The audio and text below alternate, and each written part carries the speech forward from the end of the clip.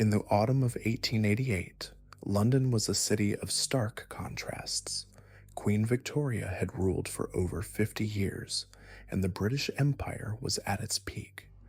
The capital gleamed with wealth and promise, its grand buildings and bustling streets a testament to industrial might. But beneath this veneer of prosperity lurked something far darker. In the narrow, fog-shrouded alleys of Whitechapel, in the East End, a nightmare was about to unfold that would grip the world's attention and birth a legend that endures to this day. The East End of London was a world away from the opulent districts of the West.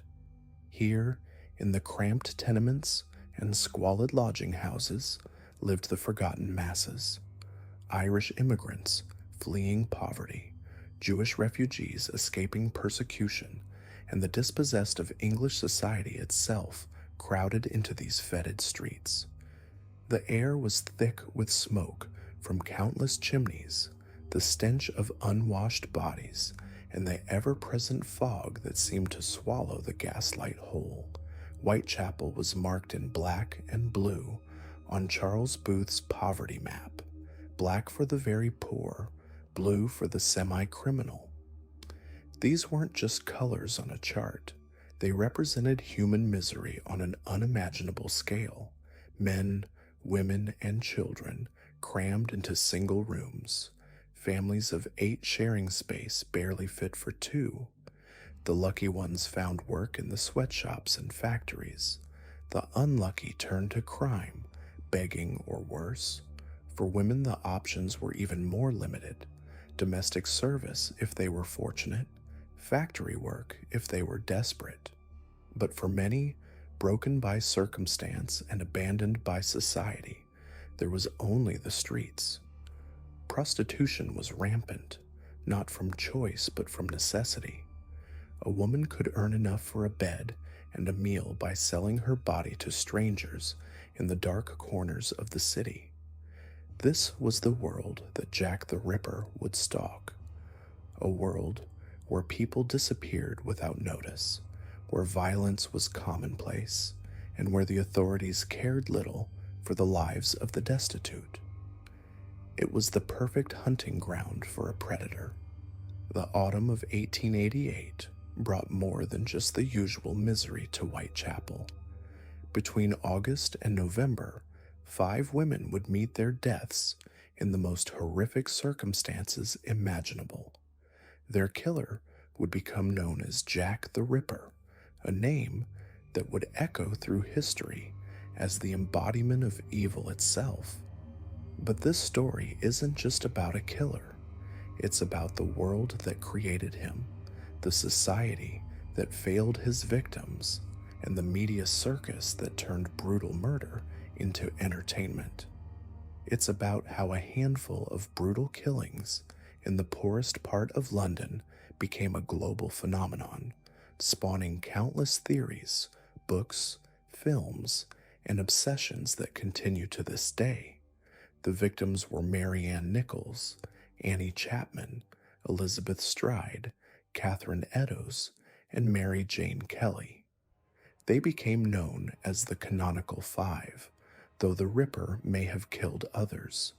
These women were not statistics. They were human beings with names, stories, hopes, and dreams. They were mothers, daughters, sisters.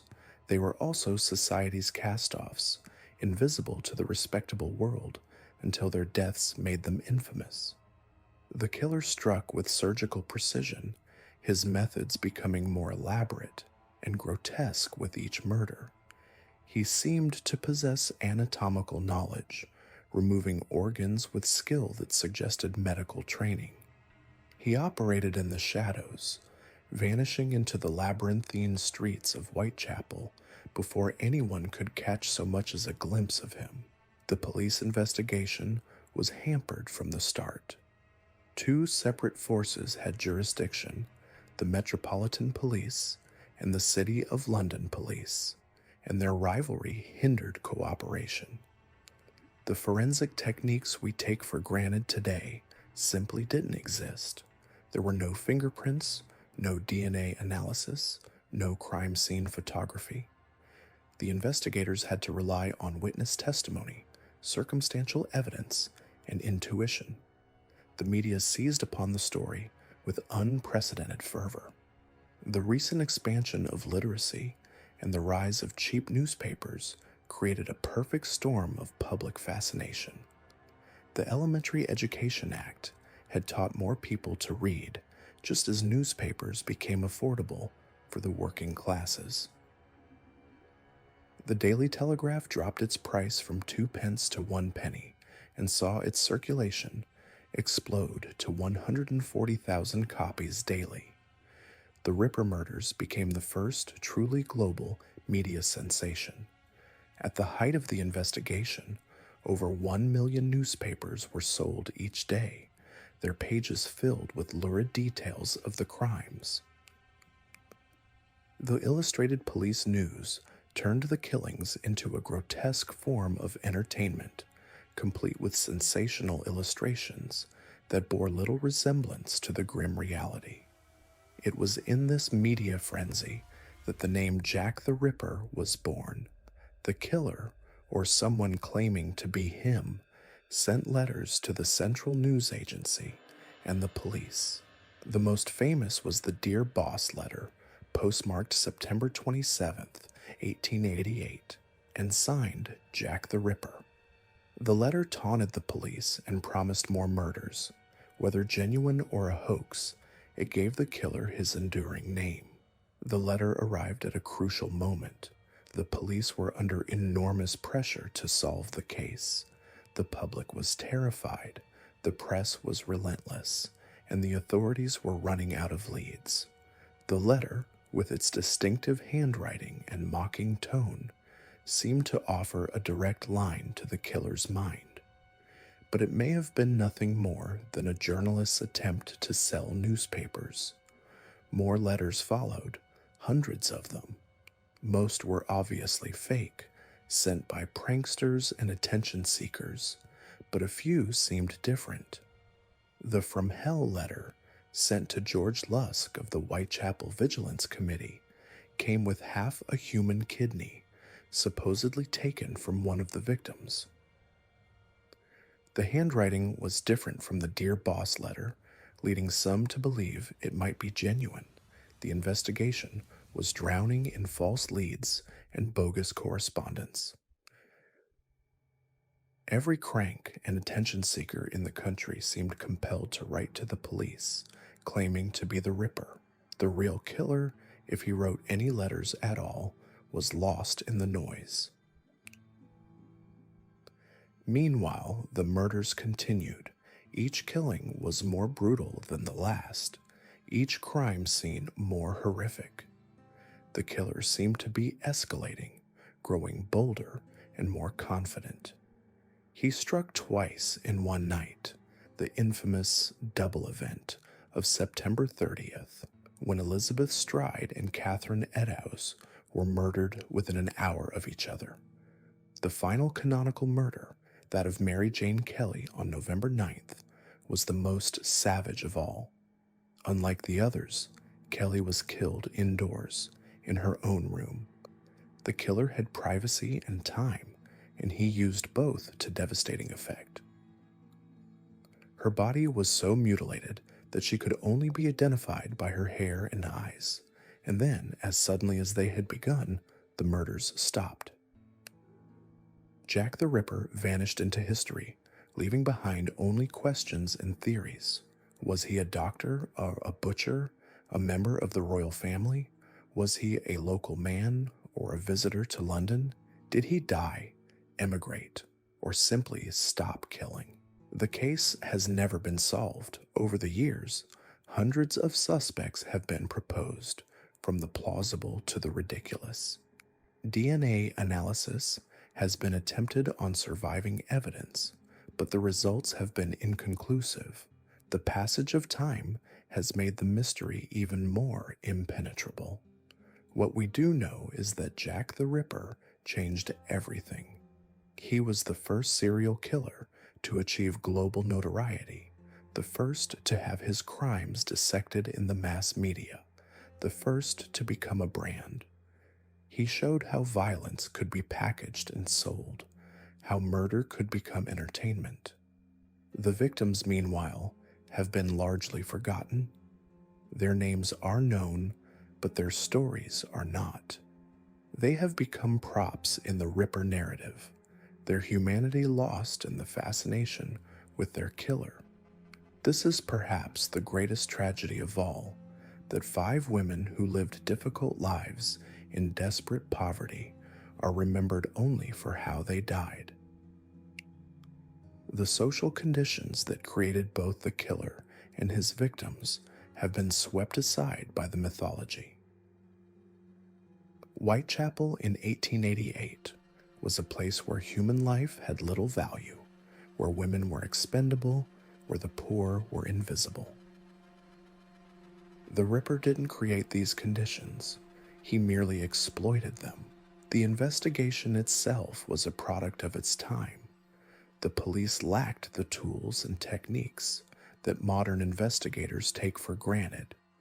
They were also hampered by class prejudice, jurisdictional disputes, and political interference. The case showed the limitations of Victorian law enforcement and the need for reform. But perhaps most importantly, the Ripper murders marked a turning point in how society consumed news and entertainment. They showed the power of the press to shape public opinion and create celebrities, even criminal ones. They demonstrated how technology, literacy, and commerce could combine to create a global media phenomenon. The fog that shrouded Whitechapel in 1888 has never fully lifted. The mystery of Jack the Ripper remains unsolved, his identity unknown, his motives unclear. But his impact on popular culture, criminal investigation, and media history is undeniable. He became the template for every serial killer story that followed, the measuring stick by which all other monsters are judged. In the end, Jack the Ripper was both a product of his time and a harbinger of things to come. He emerged from the darkest corners of Victorian London, but his influence extends far beyond his era. He showed us that evil can wear many faces, that monsters can hide in plain sight, and that sometimes the most terrifying thing about a case is not what we know, but what we don't. The autumn of 1888 was when London learned to fear the dark. It was when the world discovered that some mysteries might never be solved, some questions might never be answered, and it was when 5 women died horrible deaths in the East End, their killer vanishing into legend, leaving behind only blood, terror, and an enduring fascination with the face of evil. Victorian London was the perfect breeding ground for a monster.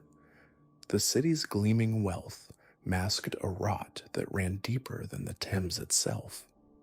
In the summer of 1888, this rot had a name, and it was spreading through the narrow streets of Whitechapel like a disease. The man who would become Jack the Ripper didn't emerge from thin air. He was a product of a society that had created the perfect hunting ground for him. The East End wasn't just poor, it was forgotten. It was a place where human beings were treated like refuse, where women turned to prostitution, not out of choice, but out of desperation, and where the authorities turned a blind eye to suffering that would have shocked the comfortable residents of Mayfair. But to understand how Jack the Ripper became the world's first media sensation, we need to look at something that was changing Victorian society forever. The revolution that made his crimes front-page news across the globe, the revolution that turned murder into entertainment. By 1888, Britain was experiencing something unprecedented. For the first time in history, the masses could read. The Elementary Education Act of 1880 had made school attendance compulsory, regardless of class. Suddenly, working class people across England and Wales were literate. They were hungry for news, for stories, for anything that would help them understand the rapidly changing world around them. The newspaper industry was ready for them. Tax reforms in the 1850s had slashed the cost of publishing. The duty on paper was abolished in 1861. What followed was an explosion of cheap newspapers that ordinary people could actually afford. The Daily Telegraph dropped its price from 2 pence to 1 penny and watched its circulation soar to 140,000 copies every day. But it wasn't just the respectable papers that were thriving. Sensationalist publications like the Illustrated Police News were mushrooming across London. These papers didn't just report crime, they wallowed in it. They turned violence into spectacle, murder into melodrama. They were waiting for the perfect story to capture the public's imagination. Jack the Ripper gave them exactly what they needed. The first killing that would later be attributed to the Ripper occurred on August 31st, 1888. Mary Ann Nichols was found in Bucks Row, now called Durward Street, at 3:40 in the morning. Her throat had been cut so deeply that it reached the vertebrae. Her abdomen had been ripped open, her bowels protruding from a jagged wound. But it was just another dead prostitute in Whitechapel. The papers barely noticed. It was the second murder that changed everything. Annie Chapman was discovered on September 8th in the backyard of 29 Hanbury Street. But this wasn't just another killing. This was something else entirely. The precision of the cuts, the methodical removal of organs, the cold calculation behind the violence. This wasn't a drunken brawl or a robbery gone wrong. This was the work of someone who knew exactly what he was doing. The press pounced. Here was a story that had everything: mystery, horror, and most importantly, it was happening to people that middle-class readers could safely despise while secretly being fascinated by. The victims were prostitutes, drunkards, the dregs of society. Respectable people could read about their deaths with a mixture of revulsion and relief. It wasn't happening to them. It was happening to the other London, the one they pretended didn't exist, but the killer wasn't finished. On September 30th, he struck twice in a single night. Elizabeth Stride was found in Berner Street at 1 a.m., her throat cut but her body otherwise unmutilated. The killer had been interrupted. Less than an hour later, Catherine Eddowes was discovered in Mitre Square, her face and abdomen horrifically mutilated. The precision was surgical. Organs had been removed with what appeared to be expert knowledge. The press dubbed it the double event. Here was a killer so bold, so confident, that he could strike twice in one night while the entire city was on edge. The story was no longer confined to the East End. It was spreading across London, across Britain, across the world. Then came the letters. On September 27th, the Central News Agency received a letter that would change everything. It was written in red ink, addressed to the boss, and signed with a name that would become synonymous with evil, Jack the Ripper. "Dear boss," the letter began, "I keep on hearing the police have caught me, but they won't fix me just yet. I have laughed when they look so clever and talk about being on the right track. I am down on whores, and I shan't quit ripping them till I do get buckled. Grand work the last job was. I gave the lady no time to squeal. How can they catch me now? I love my work and want to start again. You will soon hear of me with my funny little games."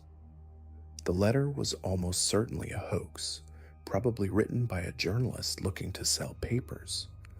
But it didn't matter. The name Jack the Ripper captured the public imagination like nothing before it.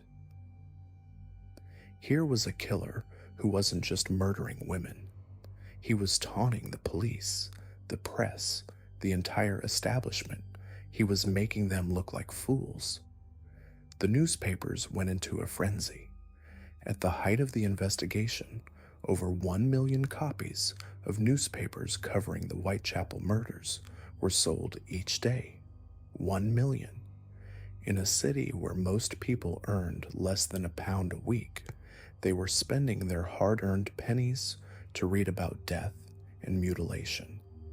The coverage was unlike anything that had come before. The papers didn't just report the facts, they embellished them. They turned the killer into a figure of almost supernatural evil. They described him as a gentleman by day and a monster by night. They speculated about his medical knowledge, his social class, his motives.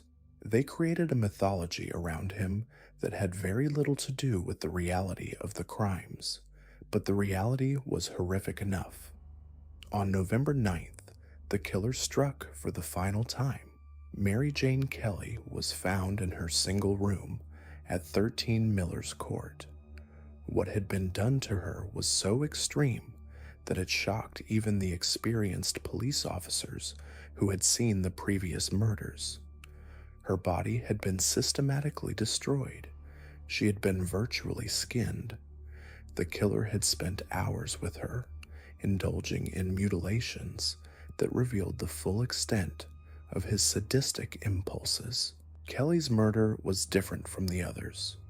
It had taken place indoors, giving the killer privacy and time. The level of destruction was unprecedented, but more importantly, it was the last.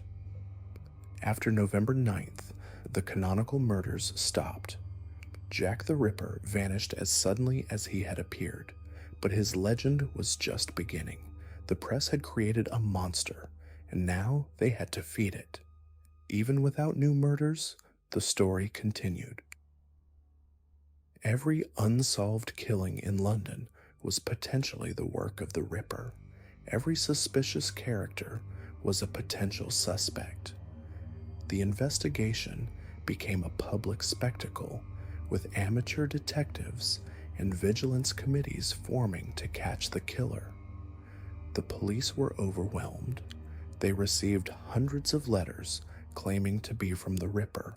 They interviewed over 2,000 people and investigated more than 300 suspects, but they were fighting a losing battle.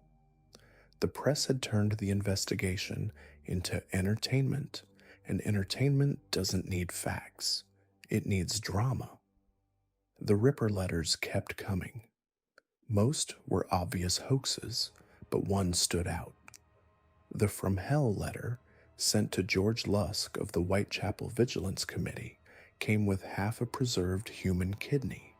The author claimed to have eaten the other half. The handwriting was different from the Dear Boss letter, leading some to believe it might have been genuine. But genuine or not, the letters served their purpose. They kept the story alive. They gave the press something to write about when there were no new murders. They turned Jack the Ripper from a serial killer into a media phenomenon. The phenomenon had consequences. The massive publicity sparked a wave of copycat hoaxes that swamped the police investigation. Every crank with a pen and a grudge was sending letters to the papers. The police were forced to divert crucial resources from the actual investigation to deal with the flood of false leads and bogus correspondence. Meanwhile, the real investigation was falling apart. The murders had occurred across different police jurisdictions, preventing the proper coordination of information. The Metropolitan Police, responsible for most of the investigation, were suffering from a severe shortage of manpower. There was bitter conflict between the Chief Commissioner, Sir Charles Warren, and the Home Secretary, Henry Matthews, over how to handle the case. The press turned on the police with savage criticism. The New York Times declared that the London police and detective force is probably the stupidest in the world. Inspector Burns of the New York Police claimed that the perpetrator would have been caught long ago but for the stupidity of the London police. The criticism was harsh, but it wasn't entirely unfair. The police were using investigative techniques that were already outdated by 1888 standards. Forensic science was in its infancy. Fingerprinting hadn't been invented. Blood typing was unknown. Crime scene photography was rarely used. The police relied on confessions, witness testimony, and catching criminals in the act. Against a killer who struck quickly and vanished into the maze of Whitechapel's streets, these methods were useless. But the press didn't care about the limitations of Victorian policing. They needed someone to blame for the failure to catch the Ripper, and the police were convenient targets. The criticism created a feedback loop. The more the press attacked the police, the more defensive they became.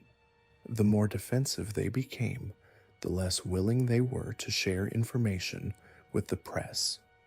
The less information the press had, the more they relied on speculation and sensationalism. The result was a complete breakdown of the relationship between the police and the press. Instead of working together to catch the killer, they were working against each other. The press was more interested in selling papers than solving crimes. The police were more interested in protecting their reputation than catching criminals. Jack the Ripper exploited this chaos perfectly. Whether he was aware of it or not, he had become the beneficiary of the first modern media circus. The press had given him exactly what every serial killer craves: attention, fear, and immortality. The 5 canonical murders had lasted just over 2 months. But the legend of Jack the Ripper was built to last forever. The press had created something that transcended the actual crimes. They had created a brand, a franchise, a story that could be retold and resold indefinitely. The name Jack the Ripper became shorthand for ultimate evil. It appeared in music halls and penny dreadfuls. It was used to sell everything from soap to cigarettes. The actual victims, Mary Ann Nichols, Annie Chapman, Elizabeth Stride, Catherine Eddowes, and Mary Jane Kelly, were forgotten. They became props in someone else's story. This was the birth of the modern serial killer as media celebrity. Before Jack the Ripper, murderers were local news. After him, they were global entertainment. The template was set: a mysterious killer, a catchy name, a series of brutal crimes, and a media that would turn horror into headlines. The technology that made this possible was still primitive by today's standards. No television, no radio, no internet, just newspapers, telegraphs, and word of mouth. But it was enough. The story of Jack the Ripper spread faster than any news story in history. It crossed continents and oceans. It was translated into dozens of languages. It became the first truly global crime story. The irony was complete. The very technology that was supposed to educate and enlighten the masses, mass literacy, cheap newspapers, rapid communication, had been turned into a machine for spreading fear and fascination with violence. The Victorian belief in progress and improvement had created its own monster. Jack the Ripper had won. He had achieved immortality not through his crimes, but through his press coverage. He had become exactly what he may have wanted to be all along: the most famous killer in history. The press had given him the one thing that no amount of mutilation could provide: a place in the collective memory of humanity. The autumn of terror in Whitechapel was over, but the age of the media serial killer had just begun. As the investigation into the Whitechapel murders intensified, the Metropolitan Police found themselves fighting a war on multiple fronts. The killer had vanished into the labyrinthine streets of East London, leaving behind only mutilated corpses and a city paralyzed by fear.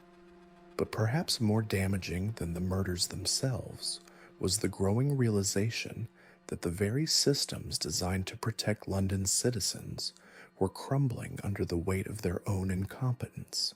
The police investigation was a masterclass in institutional failure.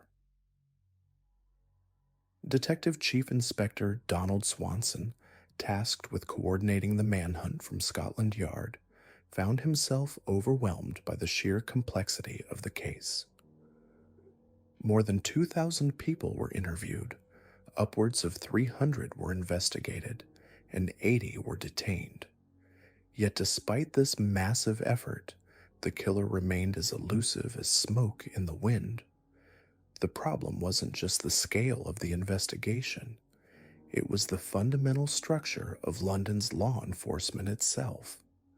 The Metropolitan Police, answerable to the Home Secretary, controlled most of London, but the ancient heart of the city, the commercial square mile known as the City of London, fell under the jurisdiction of the City of London Police, answerable to the Lord Mayor.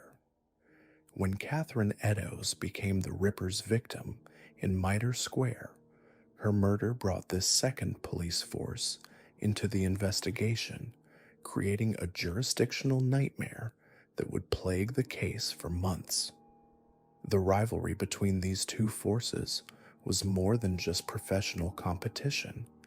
It was personal, petty, and ultimately destructive. Information wasn't shared freely between departments. Evidence was jealously guarded. Leads were followed in isolation, without coordination or communication. The killer had inadvertently exploited one of London's greatest weaknesses, its inability to unite against a common threat. Making matters worse was the bitter feud between Sir Charles Warren, the Metropolitan Police Commissioner, and Henry Matthews, the Home Secretary.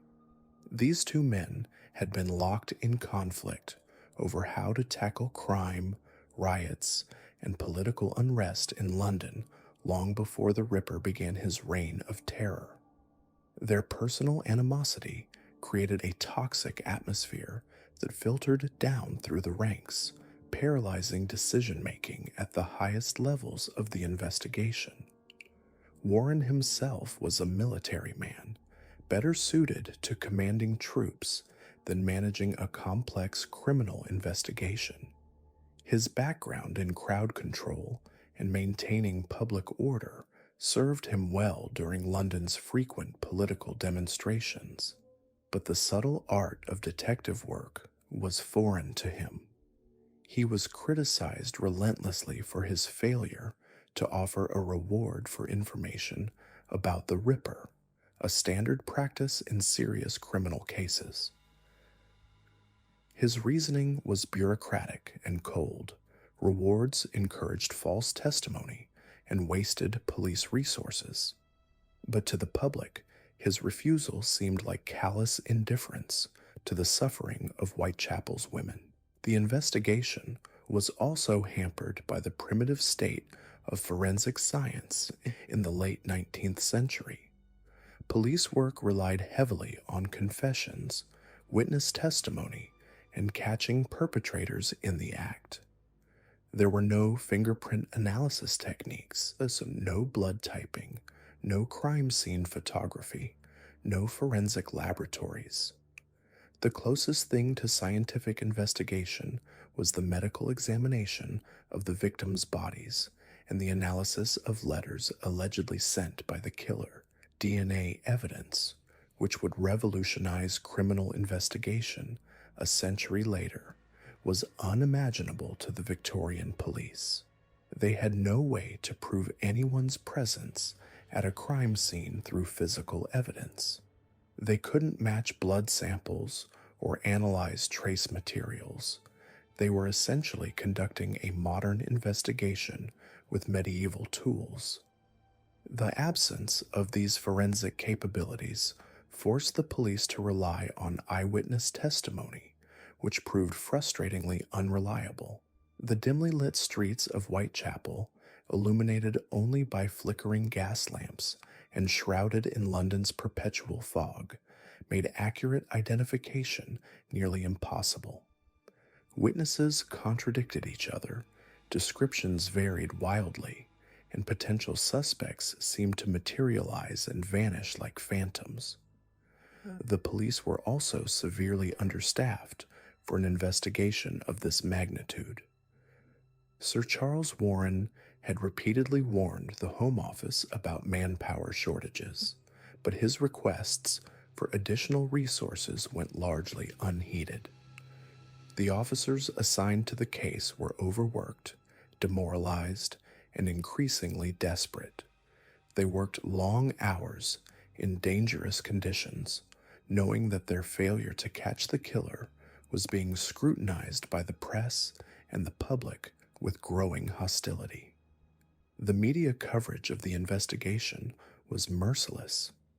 British newspapers, emboldened by their newfound power and circulation, turned their attention to the police with savage intensity.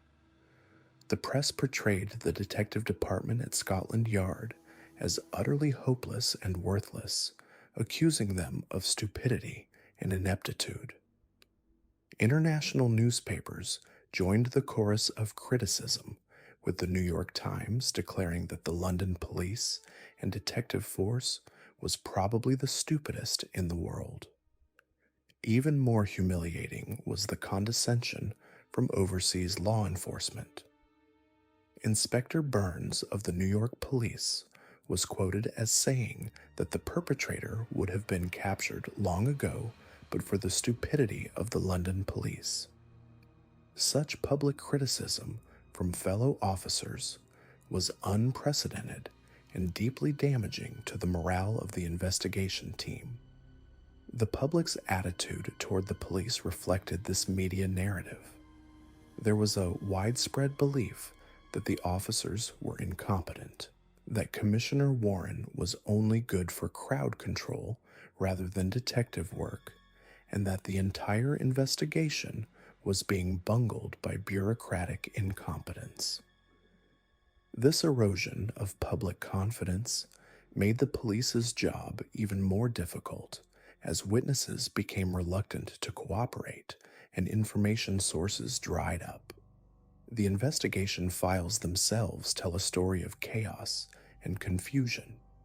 With so many officers involved across multiple jurisdictions, the documentation was messy and disorganized. Some files were lost entirely, others were destroyed during World War II bombing raids, and still others were deliberately suppressed or classified. The result is a historical record that is frustratingly incomplete, full of gaps and contradictions that have fueled speculation and conspiracy theories for over a century. The City of London police files on Catherine Eddowes' murder were completely destroyed during the Blitz, eliminating crucial evidence about the only Ripper victim killed within their jurisdiction. Major Henry Smith, the commissioner of the city police, later wrote about the case in his memoirs, but his account is considered unreliable and self-serving. The loss of these files represents one of the greatest tragedies in the history of criminal investigation. The sheer volume of correspondence generated by the case created another administrative nightmare. It's estimated that authorities received several thousand letters during the time of the murders, many claiming to be from the killer himself. By October 1888, the Illustrated Police News reported that over 700 letters had been investigated by police. Each letter had to be analyzed, verified, and either pursued as a lead or dismissed as a hoax. The vast majority of these letters were pranks written by attention seekers and hoaxers who wanted to insert themselves into the most sensational story of the decade.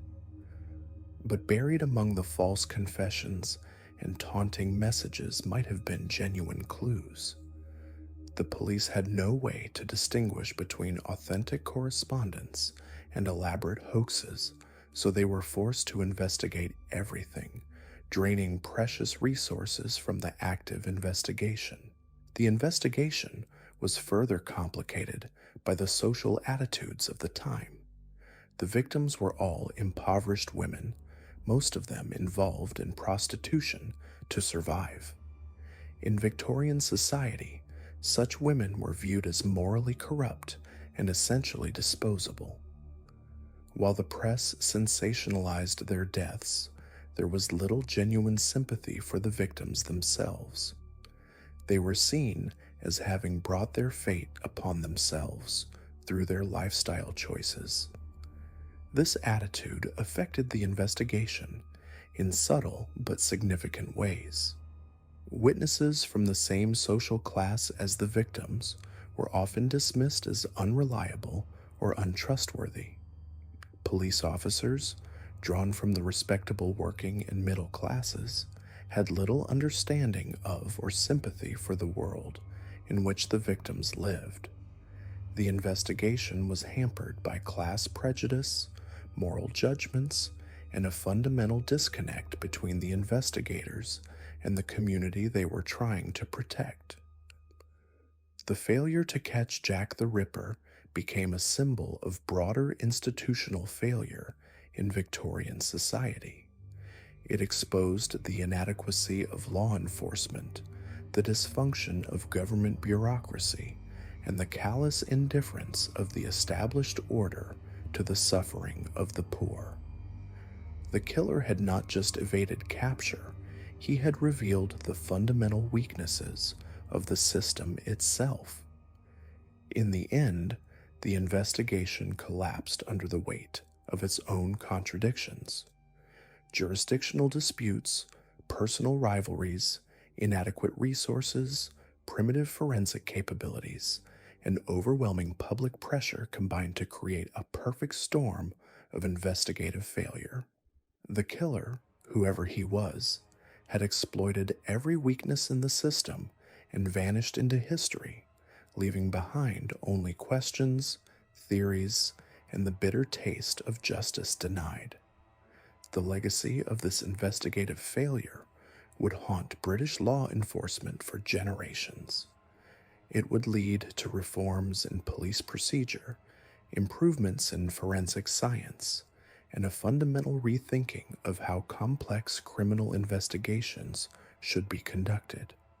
But for the 5 women who died in the autumn of 1888, these lessons came too late. They remain forever frozen in time, victims not just of a killer's blade, but of a system that failed them in life and death. As investigators delved deeper into the Whitechapel murders, they uncovered a web of complications that would plague the case for decades to come. The very structure of London's police system created fractures in what should have been a unified investigation. 2 separate forces operated in the capital, each with their own jurisdiction, their own methods, and their own pride. The Metropolitan Police held authority over most of London, including the impoverished districts of Whitechapel and Spitalfields where the Ripper prowled. But when Catherine Eddowes was murdered in Mitre Square, her body fell within the ancient boundaries of the City of London, bringing the city police into the hunt. This wasn't simply a matter of paperwork. These were 2 entirely different organizations, with different chains of command, different investigative approaches, and unfortunately, different levels of cooperation. Detective Chief Inspector Donald Swanson of the Metropolitan Police found himself coordinating an investigation that spanned multiple jurisdictions while trying to manage the egos and territorial disputes of various senior officers. The case files reveal a frustrating pattern of miscommunication, duplicated efforts, and missed opportunities that might have been avoided with better coordination. Inspector Frederick Aberline, the man closest to the streets of Whitechapel, understood the rhythms of the East End better than anyone. He had walked these alleys, spoken with these people, and earned their grudging respect.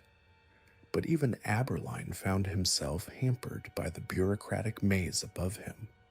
Sir Charles Warren, the Metropolitan Police Commissioner, was locked in a bitter feud with Home Secretary Henry Matthews over police methods and priorities. Their personal animosity trickled down through the ranks, creating an atmosphere of uncertainty and political maneuvering that diverted attention from the actual investigation. The shortage of manpower became critical as the murders escalated. The Metropolitan Police were already stretched thin, dealing with labor unrest, political demonstrations, and the general crime that plagued London's growing population. Warren's annual reports paint a picture of a force struggling to maintain order across an expanding city, with detective resources particularly scarce. When the Ripper began his killing spree, the police found themselves attempting to investigate the most complex serial murder case in British history with techniques that belonged to an earlier era. Fingerprinting was still years away from practical application. Crime scene photography was primitive and rarely used. DNA analysis was unimaginable. The entire concept of forensic science, as we know it today, simply didn't exist. Instead, Victorian police work relied heavily on witness testimony, confessions, and catching criminals in the act. They depended on informants, local knowledge, and the hope that someone would eventually slip up and reveal themselves. For ordinary crimes, this approach often worked. But Jack the Ripper was anything but ordinary. The killer's methodical precision suggested someone with anatomical knowledge, possibly medical training. The speed and efficiency of the murders indicated familiarity with the area and its patterns. The ability to disappear without trace after each killing demonstrated either extraordinary luck or careful planning.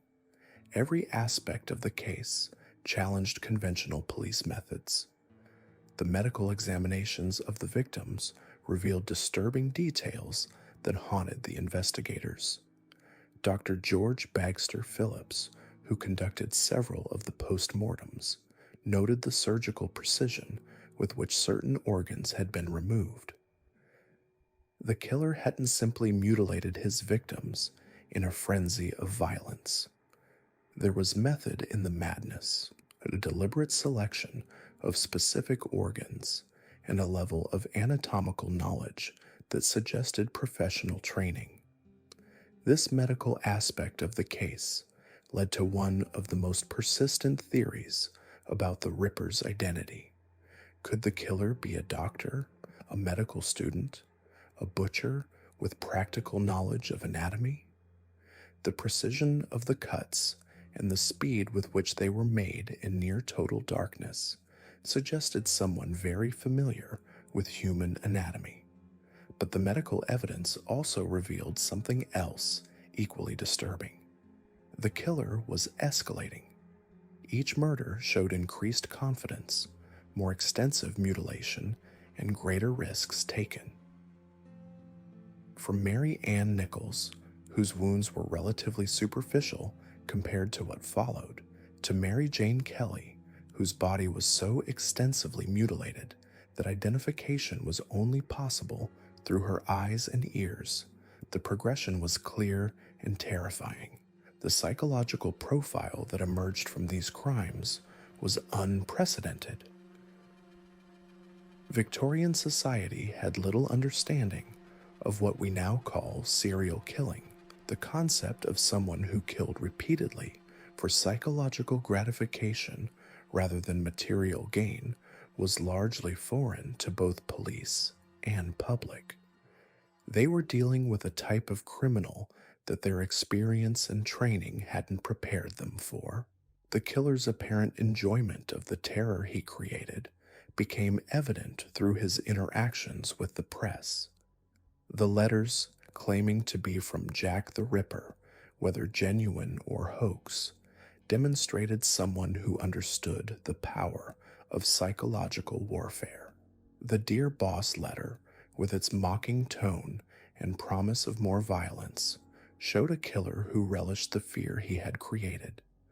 The timing of the murders also revealed a calculated mind.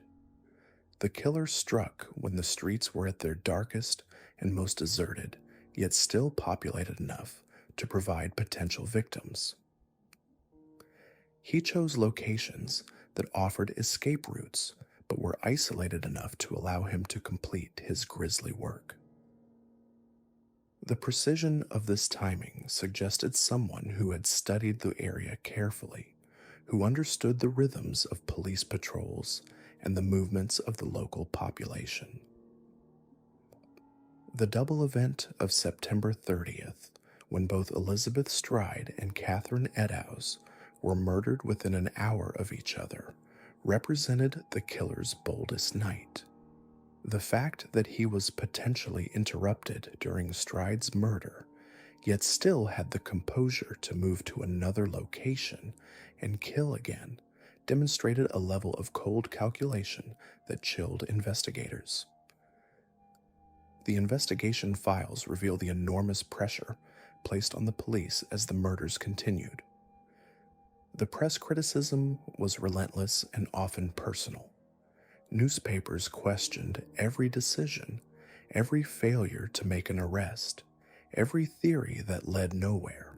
The public demanded answers that the police simply couldn't provide with the tools and knowledge available to them. International attention made the pressure even more intense. American newspapers mocked the competence of British police. Foreign investigators offered their services, often with barely concealed contempt for local methods. The case became a matter of national pride, with the failure to catch the Ripper seen as a reflection of British policing capabilities. The reward controversy added another layer of complexity. Traditionally, rewards were offered for information leading to the capture of serious criminals, but no official reward was ever offered for the Ripper. The reasons for this decision remain unclear, but it likely reflected the political tensions between Warren and Matthews, as well as concerns about being flooded with false information from reward seekers. Local vigilante groups formed in response to the police failures. The Whitechapel Vigilance Committee, led by George Lusk, organized civilian patrols and offered their own reward for information. These well-meaning efforts sometimes hindered the official investigation, but they also demonstrated the community's frustration with police progress. The investigation generated massive amounts of paperwork, most of which has been lost over the decades. What remains provides glimpses into the enormous scope of the inquiry. Over 2,000 people were interviewed, hundreds of suspects were investigated, dozens were detained for questioning. Yet none of this intensive effort produced a viable suspect who could be charged with the murders. The geographic spread of the investigation was unprecedented for its time. Police followed leads across London, throughout Britain, and even internationally. Suspects were investigated in multiple countries. The case files reveal inquiries stretching from Scotland to South Africa, from Ireland to Australia. The Ripper investigation became one of the first truly international police inquiries. The social implications of the case extended far beyond the immediate investigation. The murders exposed the desperate conditions in which London's poorest residents lived. The fact that all the victims were vulnerable women, most of them involved in prostitution, highlighted the social inequalities that left certain populations essentially defenseless. The case also revealed the limitations of Victorian society's understanding of mental illness and criminal behavior. The assumption that the killer must be obviously insane, that such horrific crimes could only be committed by someone who was visibly mad, led investigators down numerous false paths. The possibility that the killer might appear completely normal in his daily life was difficult for many to accept. As the investigation dragged on without result, theories multiplied. The killer was a foreigner, unable to speak English well enough to be detected. The killer was a member of the upper classes, able to move freely without suspicion. The killer was a woman, which would explain how the victims were approached without alarm. The killer was a group of people, perhaps a cult or secret society. Each theory had its proponents, but none had sufficient evidence to lead to an arrest. The sudden cessation of the murders after Mary Jane Kelly's death in November 1888 left investigators with more questions than answers. Had the killer died, been imprisoned for another crime, left the country, or simply decided to stop killing? The lack of closure haunted the officers who had devoted months to the case. The Jack the Ripper investigation represented a turning point in criminal investigation methods. The failures exposed by the case led to significant reforms in police procedure, evidence collection, and interagency cooperation. The lessons learned from these failures would influence police work for generations to come. The case also marked the beginning of what we now recognize as modern media coverage of crime.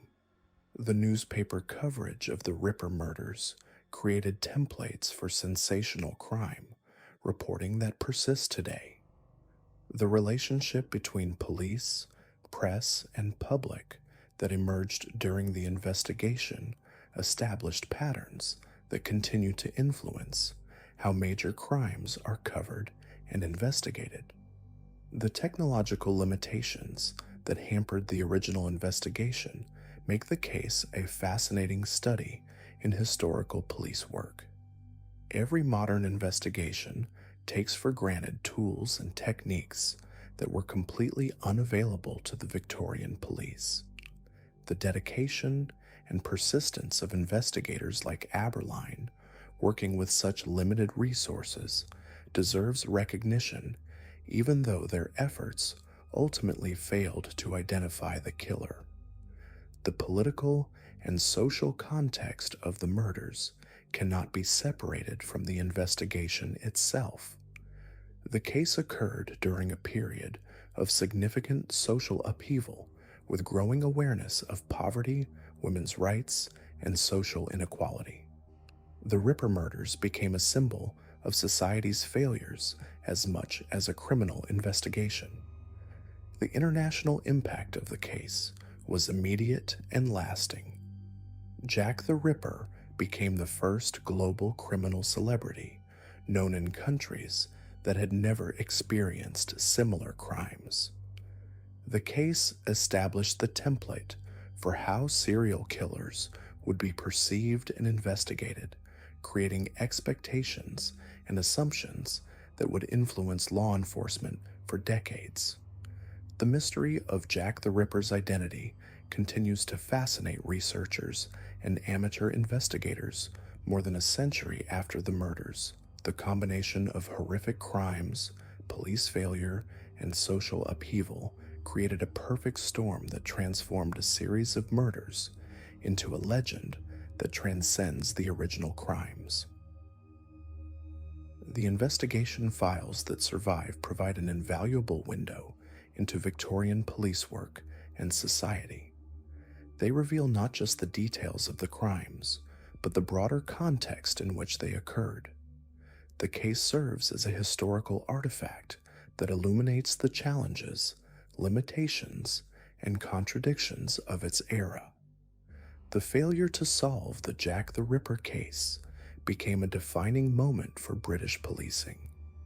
It demonstrated the need for better coordination between different police forces, improved investigative techniques, and more systematic approaches to evidence collection and analysis. The reforms that followed helped create the foundation for modern police work.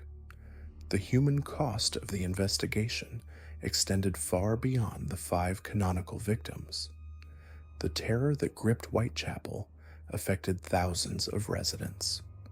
The police officers who worked the case carried the burden of failure for the rest of their careers. The social reforms that eventually came to the East End were purchased with the blood of the Ripper's victims. The Jack the Ripper case remains one of history's most studied unsolved crimes. It represents a perfect intersection of social history, criminal investigation, and media phenomenon.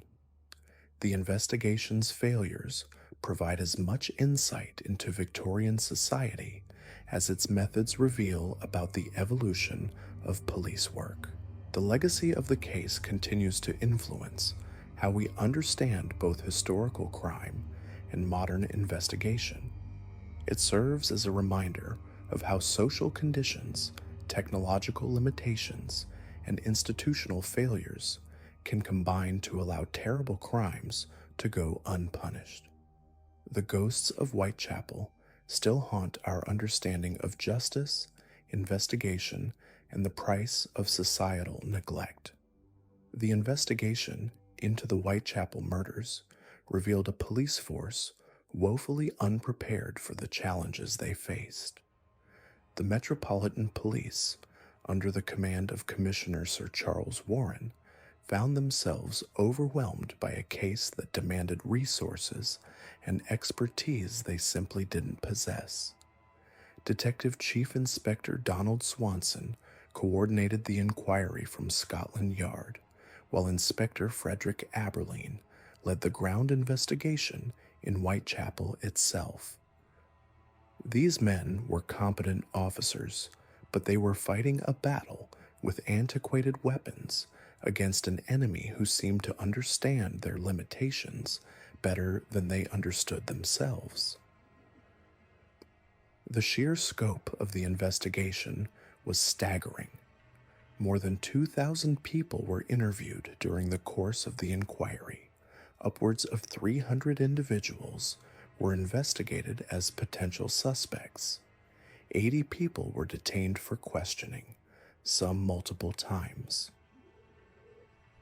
The police files grew thick with witness statements, medical reports, and correspondence from concerned citizens and obvious hoaxers alike. Yet for all this activity, for all the man-hours devoted to the case, the killer remained as elusive as smoke in the London fog. The problems began at the very top of the command structure. Commissioner Warren and Home Secretary Henry Matthews had been locked in a bitter dispute over policing methods long before the Ripper murders began. Their conflict stemmed from fundamental disagreements about how to handle crime, riots, and political unrest in the capital. Warren, a military man by training, favored direct action and crowd control. Matthews preferred a more diplomatic approach. This tension created an atmosphere of uncertainty that filtered down through the ranks, hampering decision-making at crucial moments when swift action might have made the difference between success and failure. The jurisdictional complications only made matters worse. The Metropolitan Police had authority over most of London, but the ancient city of London maintained its own separate force under the command of Major Henry Smith. When Catherine Eddowes was murdered in Mitre Square, her body fell within the city's jurisdiction, bringing a second police force into the investigation. Rather than fostering cooperation, this development created confusion and competition. Information wasn't shared freely between the two forces. Evidence was analyzed separately. Witnesses were interviewed by different officers, asking different questions. The killer had inadvertently exploited a bureaucratic weakness that the police themselves seemed unable to recognize, let alone remedy. The investigation suffered from a critical shortage of manpower. Warren's own reports to the Home Office revealed that the Metropolitan Police were already stretched thin before the murders began. The force was dealing with labor unrest, political demonstrations, and rising crime rates across the capital. When the Ripper case demanded intensive resources, there simply weren't enough officers available to conduct the kind of comprehensive investigation the situation required. Beat officers were pulled from their regular duties to assist with the inquiry, leaving other areas of London vulnerable to criminal activity. Detectives found themselves working impossible hours, following up leads that led nowhere, interviewing witnesses whose stories changed with each telling. The forensic limitations of the era proved particularly frustrating.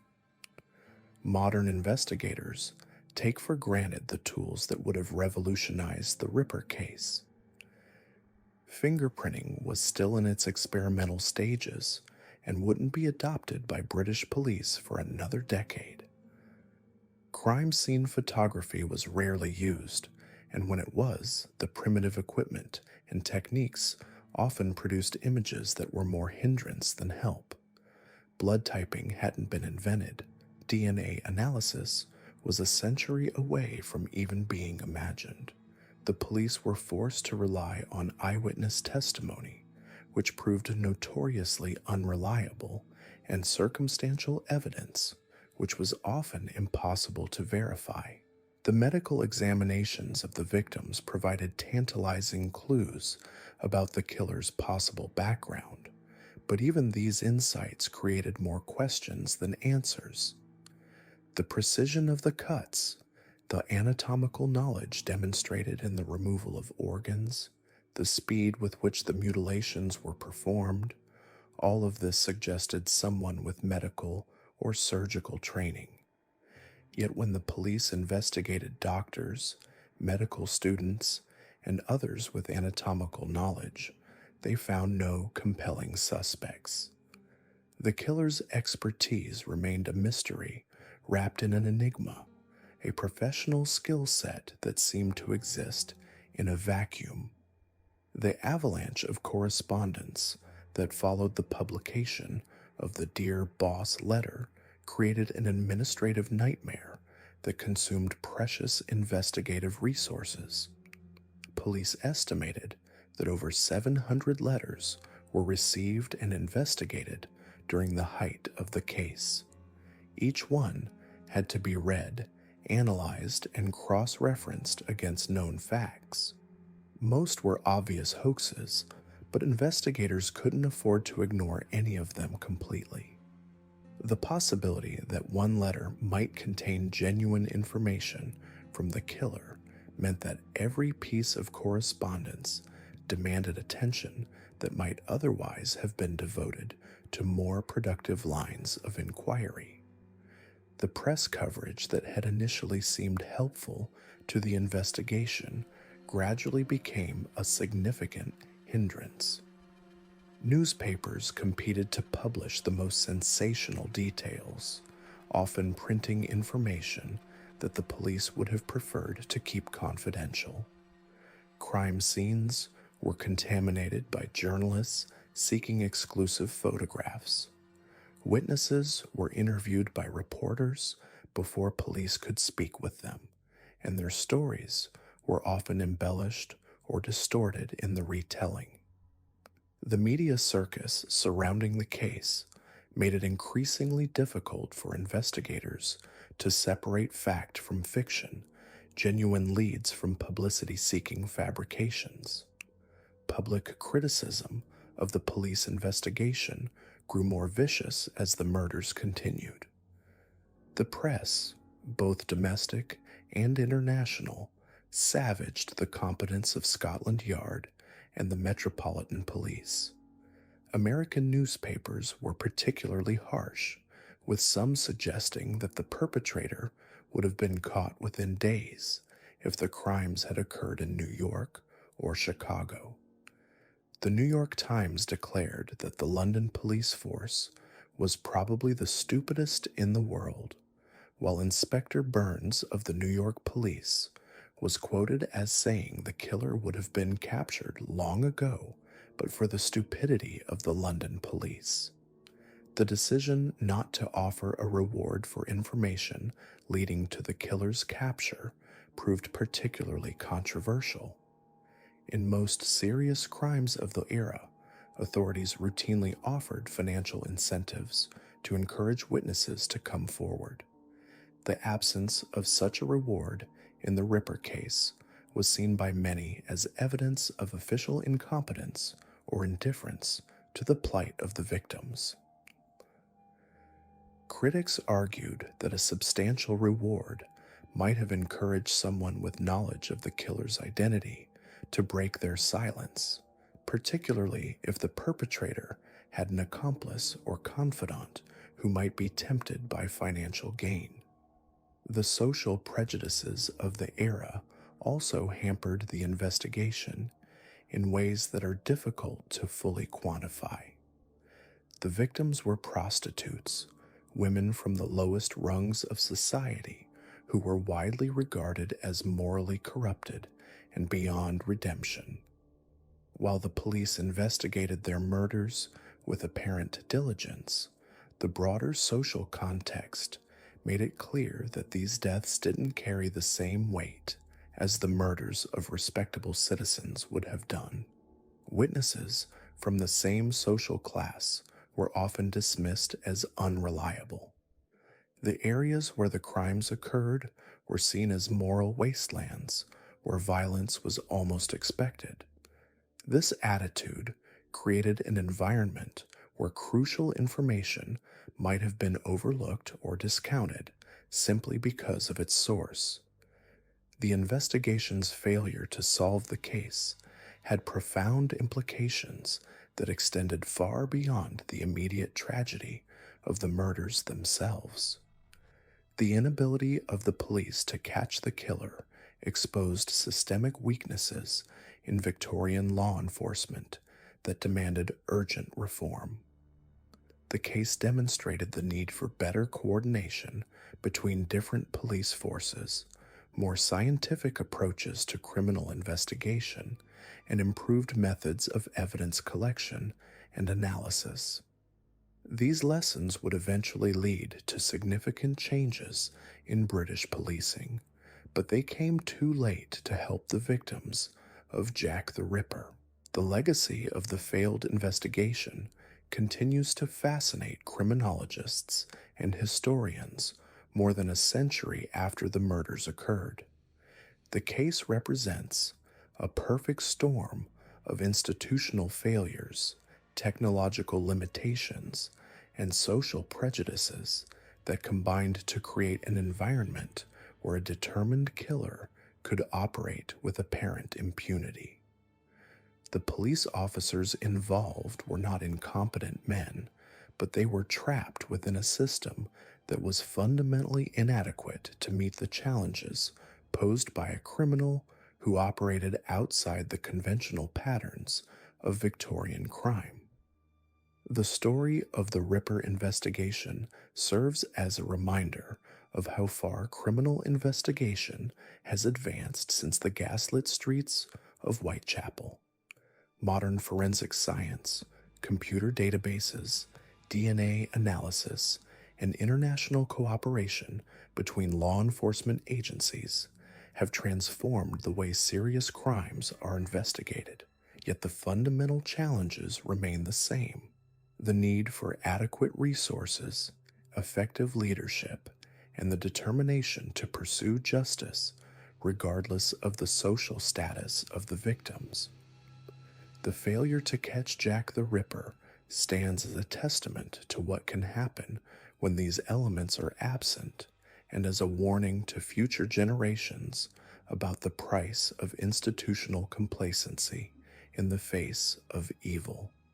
Now, what truly cemented the Ripper's place in history wasn't just the brutality of his crimes, but the way they exposed the complete inadequacy of Victorian policing. This was law enforcement at its most primitive, attempting to catch a killer who seemed to understand their every limitation. The investigation was a masterclass in institutional failure. Detective Chief Inspector Donald Swanson, who had overall command of the case, was dealing with resources stretched impossibly thin. More than 2,000 people were interviewed, upwards of 300 investigated, and 80 detained. Yet for all this activity, the police were essentially fumbling in the dark. The problem wasn't just manpower, though that was certainly an issue. The Metropolitan Police were already understaffed before the murders began, and Sir Charles Warren's annual report made it clear they were operating at a breaking point. But the real issue was methodology. These officers were trained to catch pickpockets and break up pub fights, not hunt a serial killer who seemed to vanish into the fog like a phantom. Inspector Frederick Aberline, the man leading the ground investigation in Whitechapel, was experienced in dealing with East End crime. He knew the streets, he knew the people, and he understood the rhythms of the district. But even Aberline found himself outmatched by an opponent who left no witnesses, no clear evidence, and no obvious pattern beyond the mutilations themselves. The forensic limitations were staggering by modern standards. There was no fingerprinting, no blood typing, no crime scene photography worth mentioning. The police relied almost entirely on eyewitness testimony, confessions, and catching criminals in the act. For a killer who struck in darkness and disappeared without a trace, these methods were worse than useless. What made everything worse was the jurisdictional nightmare that unfolded. The Metropolitan Police controlled most of London, but the ancient city of London maintained its own force. When Catherine Eddowes was murdered in Mitre Square, it brought the city police into the investigation, creating a bureaucratic mess that hampered information sharing and coordination. The two forces didn't just operate separately, they actively competed with each other. The Metropolitan Police, under Warren's command, pursued their own theories and suspects. The city police, led by Major Henry Smith, followed different leads entirely. Crucial evidence that might have been discovered was lost in the shuffle between departments. It was like trying to solve a puzzle when half the pieces were locked in a different room. But perhaps most damaging of all was the flood of hoax correspondence that buried the investigation in paperwork. The Dear Boss letter, which gave the killer his infamous name, was almost certainly written by a journalist looking to boost newspaper sales. Yet the police were forced to treat it seriously, along with hundreds of other bogus letters that followed. By October 1888, The police were receiving dozens of letters every day, each claiming to be from the Ripper. Every single one had to be investigated, analyzed, and filed away. Detectives who should have been walking the streets of Whitechapel were instead sitting at desks, reading through the ravings of attention seekers and pranksters.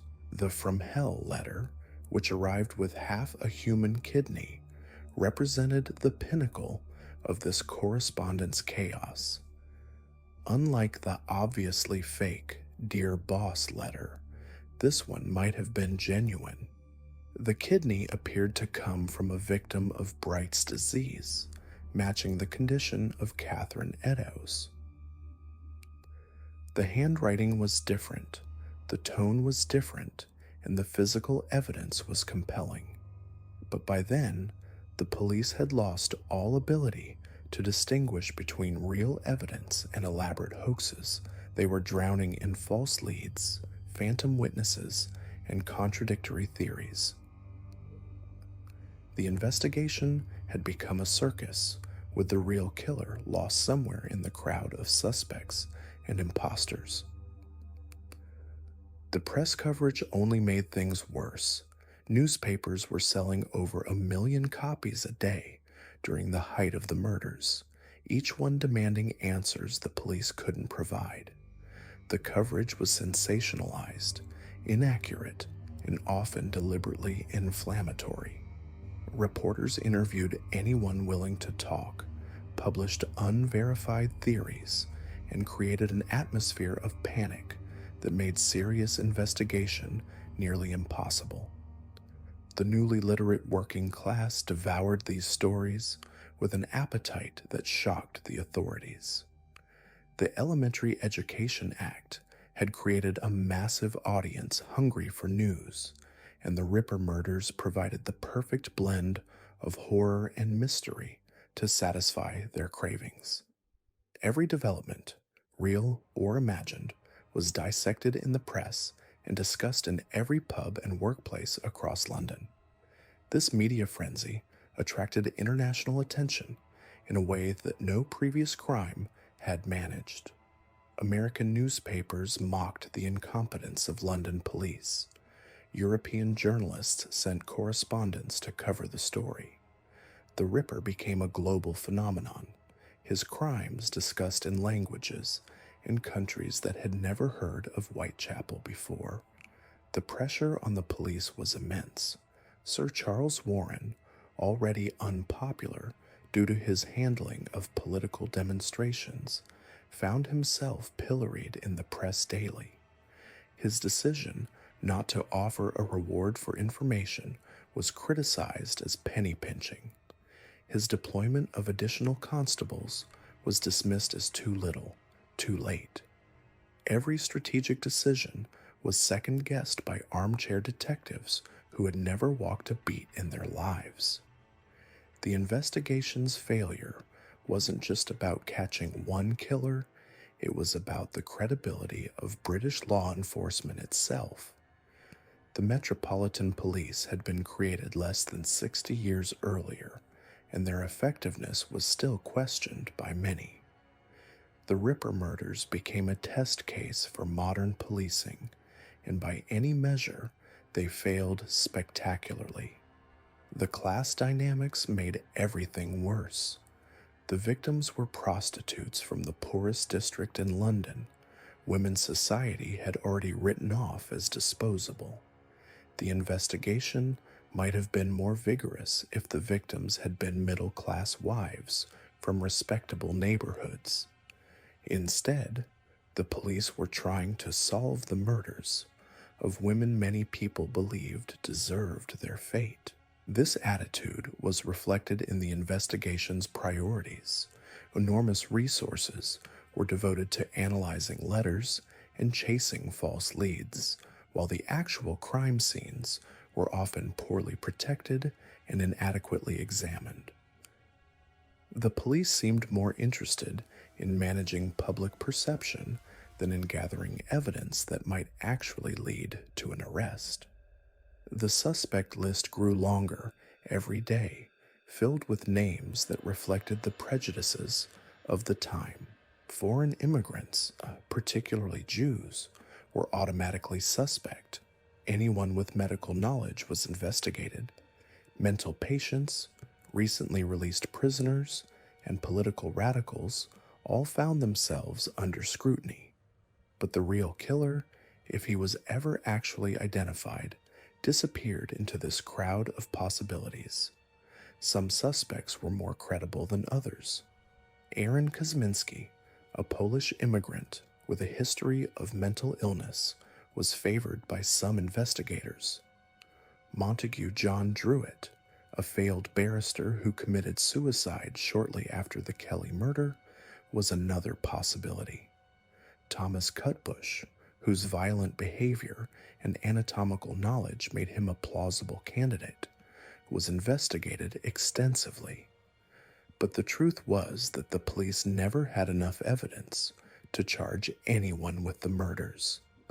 Their investigative methods were too primitive, their resources too limited, and their coordination too poor to catch a killer who understood exactly how to exploit their weaknesses. The murders stopped as suddenly as they had begun. After Mary Kelly's death in November 1888, there were no more killings that matched the Ripper's pattern. The police continued their investigation for months, but gradually the case faded from public attention. New scandals arose, new crimes demanded attention, and Jack the Ripper became a memory. Yet the failure of the investigation left lasting scars on British law enforcement.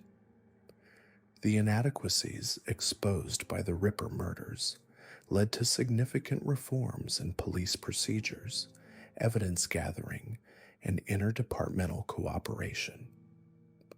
The Metropolitan Police began developing more sophisticated investigative techniques, though these changes came too late to help the 5 women who died in Whitechapel. The case also established the template for modern media coverage of serial crimes. The combination of public fascination, press sensationalism, and police incompetence created a perfect storm that would be repeated countless times in the decades that followed.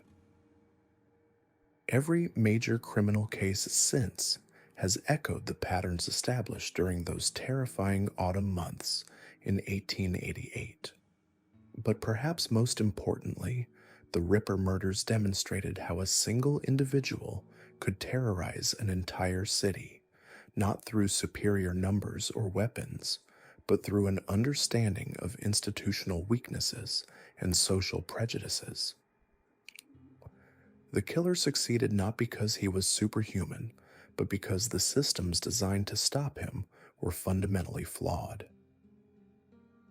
The investigation's failure wasn't just about one unsolved case, it was about the collision between old methods and new realities. Victorian London was changing faster than its institutions could adapt, and Jack the Ripper exploited that gap with devastating effectiveness. He remains unidentified not because he was a criminal mastermind, but because he operated in a world that wasn't yet equipped to catch him. The investigation into the Whitechapel murders became a web of confusion and missed opportunities that would ultimately allow Jack the Ripper to slip through the fingers of Victorian law enforcement. What began as a straightforward murder inquiry quickly transformed into a bureaucratic nightmare that exposed the fundamental weaknesses of London's policing system. The Metropolitan Police found themselves overwhelmed from the very beginning. Detective Chief Inspector Donald Swanson, who had been relieved of all other duties to coordinate the investigation from Scotland Yard, faced an impossible task. His team, led by Inspector Fred Aberline in Whitechapel, was stretched beyond breaking point. They interviewed more than 2,000 people, investigated upwards of 300 suspects, and detained 80 individuals, yet the killer remained as elusive as smoke in the fog-shrouded streets of the East End. The shortage of manpower became critical as the investigation progressed. Sir Charles Warren, the Metropolitan Police Commissioner, was already struggling with staffing issues before the murders began.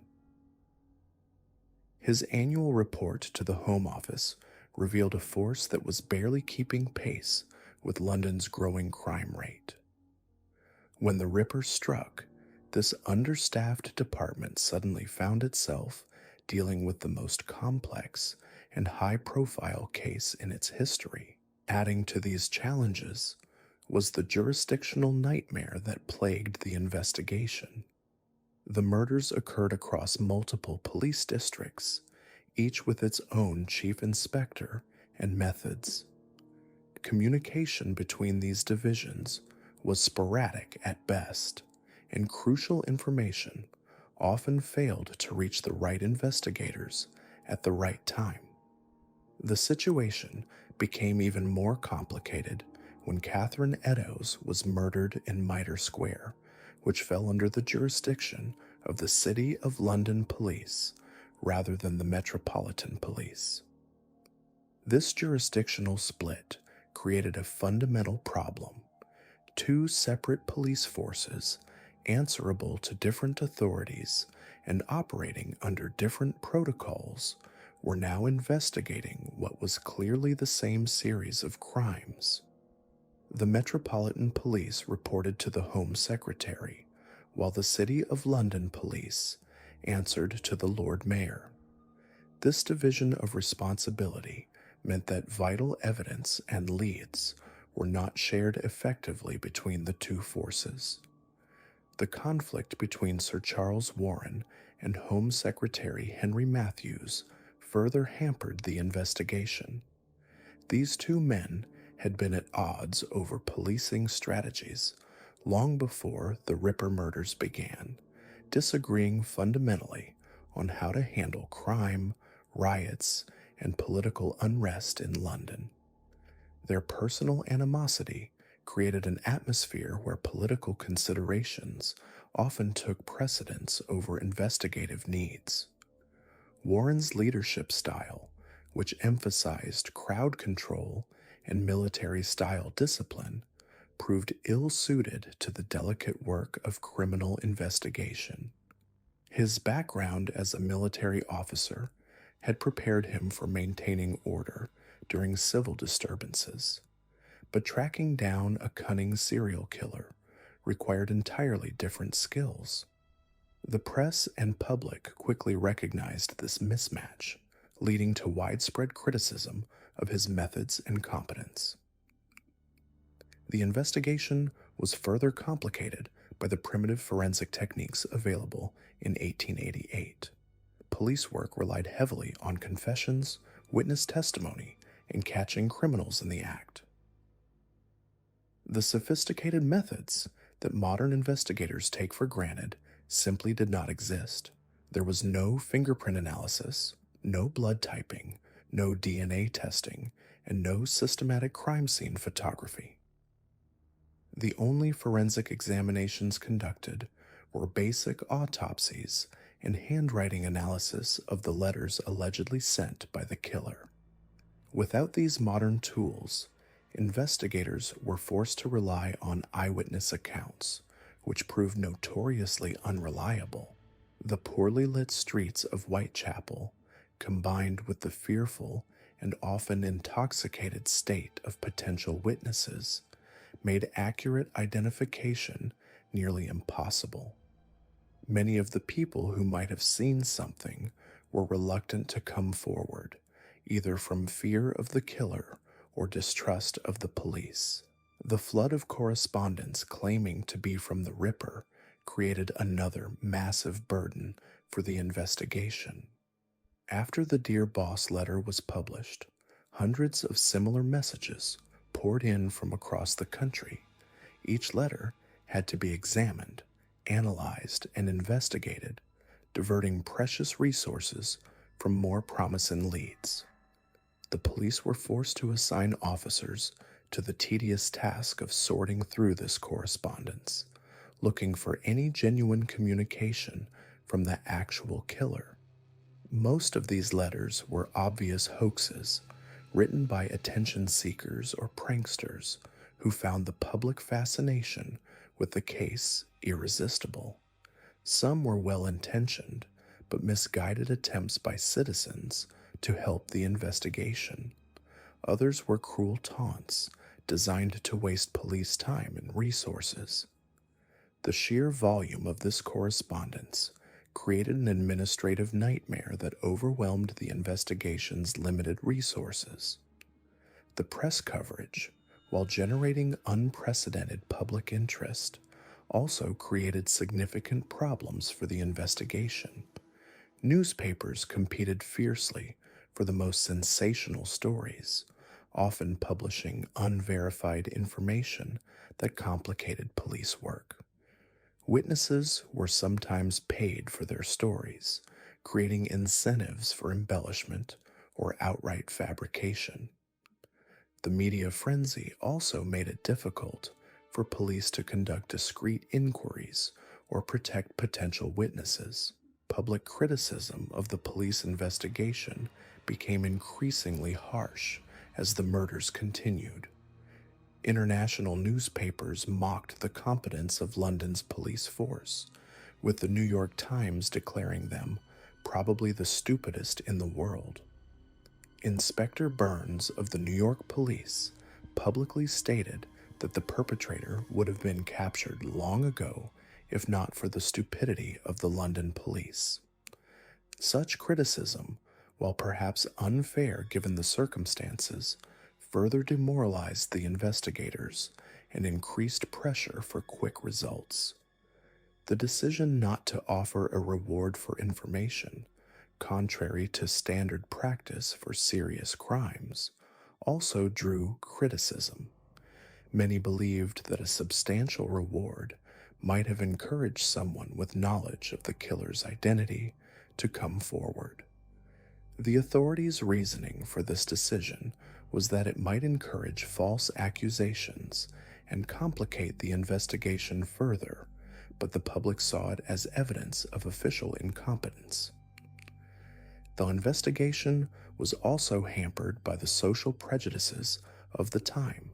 Many officers and officials held deeply ingrained biases against the residents of Whitechapel, viewing them as inherently criminal or untrustworthy. This attitude made it difficult to build the kind of community cooperation that might have been crucial to solving the case. The victims themselves, being prostitutes, were often viewed with contempt rather than sympathy, which may have affected the vigor with which their murders were investigated. The destruction of crucial evidence and files in later years has made it impossible to fully assess the investigation's thoroughness. The City of London police files were destroyed during World War II bombing, eliminating any record of their investigation into Catherine Eddowes's murder. Other important documents have been lost over the decades, leaving researchers with an incomplete picture of what the police actually knew and when they knew it. The failure to apprehend Jack the Ripper ultimately stemmed from a combination of factors: inadequate resources, jurisdictional conflicts, primitive investigative techniques, overwhelming public attention, and the cunning of the killer himself. The investigation revealed the limitations of Victorian policing when faced with a new type of criminal who operated without clear motive or pattern. The case highlighted the need for better coordination between police forces, improved forensic capabilities, and more systematic approaches to criminal investigation. These lessons would eventually lead to significant reforms in British policing, but they came too late to help catch the Whitechapel murderer. The investigation's failure became a catalyst for change, demonstrating that traditional methods were insufficient for dealing with the complexities of modern crime. The Ripper's ability to evade capture, despite the massive police effort devoted to finding him, became part of his legend. He had managed to commit his crimes in one of the most heavily policed areas of London during a period of unprecedented public attention and official scrutiny. This success spoke not only to his cunning, but also to the fundamental inadequacies of the system tasked with stopping him. The investigation's shortcomings continue to fascinate researchers and criminologists today. They serve as a reminder of how far forensic science and police work have advanced, while also demonstrating the timeless challenges of tracking down a skilled and careful killer. The failure to solve the Whitechapel murders remains one of the most studied investigative failures in criminal history, a case that continues to generate new theories and speculation more than a century after the crimes were committed. As the investigation into the Whitechapel murders dragged on through the autumn of 1888, the sheer volume of correspondence claiming to be from the killer became a crushing burden on an already overwhelmed police force. What had begun as a handful of suspicious letters quickly snowballed into a deluge of hoax communications that would fundamentally alter the course of the investigation and cement Jack the Ripper's place in criminal history. The Dear Boss letter, received by the Central News Agency on September 27, 1888, marked the birth of a legend that would outlive the actual crimes themselves. Written in red ink with a casual, almost jovial tone, the letter introduced the world to the name Jack the Ripper for the first time. The author boasted about his work, promised more killings, and displayed an intimate knowledge of the murders that sent chills through Scotland Yard. But here's where the story takes a darker turn. The letter wasn't just correspondence from a killer, it was quite possibly the first piece of criminal media manipulation in history. The decision to release the letter to the public proved catastrophic for the investigation. Within hours of its publication, copies were spreading through newspapers across London, then throughout Britain, and eventually around the world. The effect was immediate and devastating. Suddenly, everyone wanted to be Jack the Ripper. Hoaxers, attention seekers, and disturbed individuals began flooding the postal system with their own twisted contributions to the legend. By October 1888, Scotland Yard was receiving hundreds of letters daily, all claiming to be from the Whitechapel murderer. The Metropolitan Police found themselves drowning in correspondence, forced to divert crucial investigative resources to analyze each piece of mail. Detective Chief Inspector Donald Swanson, who was coordinating the investigation, watched helplessly as his team became overwhelmed by the administrative nightmare. Every letter had to be examined, every claim investigated, every threat taken seriously. The real killer, if he was even writing letters at all, had become lost in a sea of imposters. The From Hell letter, received by George Lusk of the Whitechapel Vigilance Committee on October 16th, represented a chilling escalation in the correspondence. Unlike the theatrical tone of the Dear Boss letter, this message was crude, barely literate, and accompanied by what appeared to be half of a human kidney. The author claimed to have fried and eaten the other half, a detail so grotesque that it shocked even the hardened investigators who had witnessed the Ripper's handiwork firsthand. The kidney became the subject of intense medical scrutiny. Dr. Thomas Openshaw examined the organ and determined it had come from a woman suffering from Bright's disease, a condition that matched the medical history of Catherine Eddowes, the second victim of the double event. The timing was perfect. The letter arrived just weeks after Eddowes' murder, when her kidney would still be fresh enough to preserve. For many investigators, this represented the only potentially authentic communication from the actual killer. But even this seemingly credible piece of evidence raises troubling questions. The handwriting bore no resemblance to the Dear Boss letter or the Saucy Jackie postcard. The tone was completely different. The author didn't use the Jack the Ripper signature that had become synonymous with the case. Was this really from the killer, or was it simply a more elaborate hoax perpetrated by someone with access to human remains? The medical schools of London were full of preserved organs, and the city's hospitals generated plenty of medical waste. A determined hoaxer could have easily obtained a kidney to accompany their letter. The media's role in amplifying the letter phenomenon cannot be overstated. Newspapers were experiencing unprecedented circulation numbers, with over 1 million copies sold daily during the height of the Ripper coverage.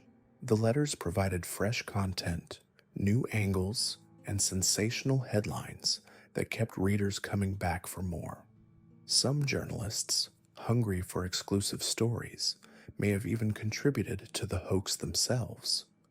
In 1931, a journalist named Fred Best claimed that he and his colleague Tom Bullen had written the original Dear Boss letter and Saucy Jackie postcard to maintain public interest and boost newspaper sales. The psychological impact on the investigation was profound. The letters created a persona that was larger than life, a theatrical villain who taunted authorities and reveled in his crimes. This wasn't just a murderer anymore. This was a character, a boogeyman who seemed to enjoy the game of cat and mouse with police. The real killer, whoever he was, had been transformed into a mythical figure that captured the public imagination in ways that mere violence never could. The correspondence also revealed the deep-seated fears and prejudices of Victorian society. Many letters contained anti-Semitic rhetoric, reflecting the widespread suspicion that fell upon the Jewish community in the East End. Others displayed the era's misogyny, treating the victims as disposable and focusing instead on the killer's supposed cleverness. The letters became a mirror for society's darkest impulses, giving voice to hatred and violence that might otherwise have remained hidden. For the police, the letter campaign represented an unprecedented challenge. Victorian law enforcement was simply not equipped to handle this type of media manipulation. They had no protocols for dealing with mass hoax correspondence, no systems for quickly identifying authentic communications, and no experience with criminals who used the press as a weapon. Every decision they made seemed to backfire. When they released letters to the public, it spawned more hoaxes. When they kept them secret, they were accused of incompetence and cover-ups. The investigation's focus began to shift in disturbing ways. Instead of concentrating on physical evidence, witness testimony, and traditional detective work, officers found themselves spending countless hours analyzing handwriting, debating the authenticity of letters, and chasing leads generated by false correspondence. The killer's trail was growing colder with each passing day, while the police became increasingly entangled in a web of misdirection and deception. The international dimension of the letter phenomenon added another layer of complexity. As news of the murders spread globally, Letters began arriving from around the world. People in New York, Paris, Berlin, and Sydney all claimed to be Jack the Ripper. The investigation, which should have remained focused on the narrow streets of Whitechapel, suddenly had to consider the possibility that the killer had fled abroad or was coordinating with accomplices in other countries. The letters also had a profound effect on the victims' families and the broader community. The theatrical nature of the correspondence seemed to mock the real suffering of those who had lost loved ones. Mary Ann Nichols, Annie Chapman, Elizabeth Stride, Catherine Eddowes, and Mary Jane Kelly had been reduced to props in a macabre performance. Their humanity was lost in the spectacle, their stories overshadowed by the myth of their killer. As the murder spree appeared to end with Mary Jane Kelly's death in November 1888, the letters continued to arrive. This created a new problem for investigators. If the killer was still active and still writing, then perhaps the murders hadn't actually stopped. Every threatening letter had to be taken seriously, every claim investigated. The police found themselves trapped in a never-ending cycle of false alarms and wild goose chases. The legacy of the Ripper letters extends far beyond the original case. They established a template for how criminals could manipulate media coverage and public perception. They demonstrated the power of creating a compelling narrative around criminal acts, transforming simple violence into something approaching entertainment. They showed how a few well-crafted pieces of correspondence could completely derail a police investigation and capture global attention. The letters also marked the beginning of the modern relationship between crime and media. The Ripper case was the first to demonstrate how criminals could become celebrities, how violence could be packaged and sold to the public, and how the line between news and entertainment could become dangerously blurred. The techniques pioneered in 1888 would be refined and repeated by countless criminals, terrorists, and attention seekers in the decades that followed. Today, experts remain divided on the authenticity of the various Ripper letters. Most agree that the vast majority were hoaxes, products of the media frenzy and public hysteria surrounding the case. The Dear Boss letter, which gave birth to the Jack the Ripper legend, is widely believed to be a journalistic fabrication. The From Hell letter, with its accompanying kidney, remains the most credible candidate for authentic communication from the killer, though even this is far from certain. What is certain is that the letter phenomenon fundamentally changed the nature of the investigation and the public's perception of the crimes. The real Jack the Ripper, whoever he was, had become lost in the mythology created by his supposed correspondence. The letters transformed a series of brutal murders into a cultural phenomenon that continues to fascinate and horrify more than a century later. The flood of false correspondence stands as one of the most significant obstacles faced by the Victorian police in their pursuit of the Whitechapel murderer. It represents a perfect storm of media manipulation, public hysteria, and investigative inexperience that allowed a killer to slip away into the shadows while the world became obsessed with the legend he may never have intended to create. As the investigation continued to flounder, the public's patience began to wear thin. The very foundations of Victorian society were being shaken by the audacious crimes taking place in the shadows of London's East End. What started as isolated murders had evolved into something far more sinister, a systematic campaign of terror that exposed the darkest corners of human nature. The psychological impact on the community was profound and lasting. The residents of Whitechapel, already struggling with poverty and social neglect, now faced an additional burden of fear that permeated every aspect of their daily lives.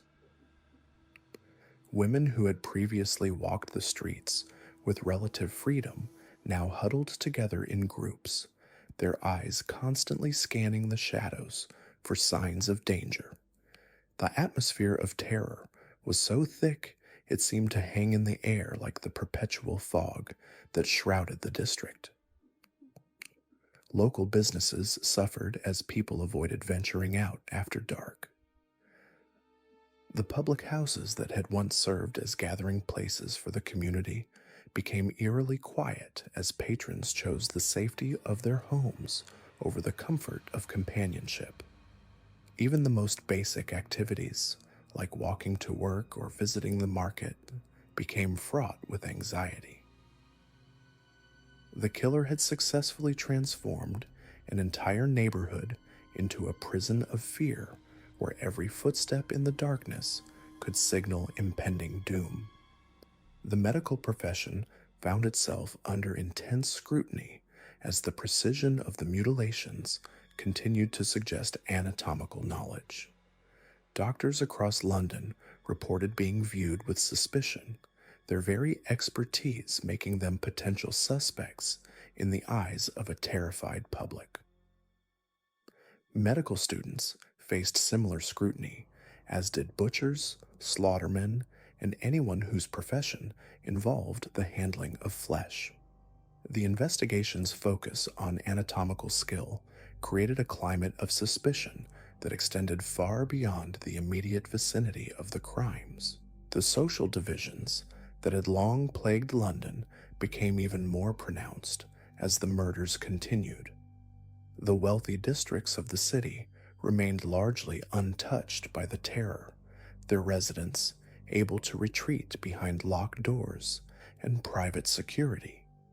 Meanwhile, the poor and vulnerable of the East End remained exposed to the killer's predations, creating a stark reminder of the class inequalities that defined Victorian society. This disparity in safety based on economic status became a source of growing resentment and social tension. Religious leaders struggled to provide comfort to their congregations as the seemingly random nature of the killings challenged traditional notions of divine justice. How could a benevolent God allow such horrors to unfold?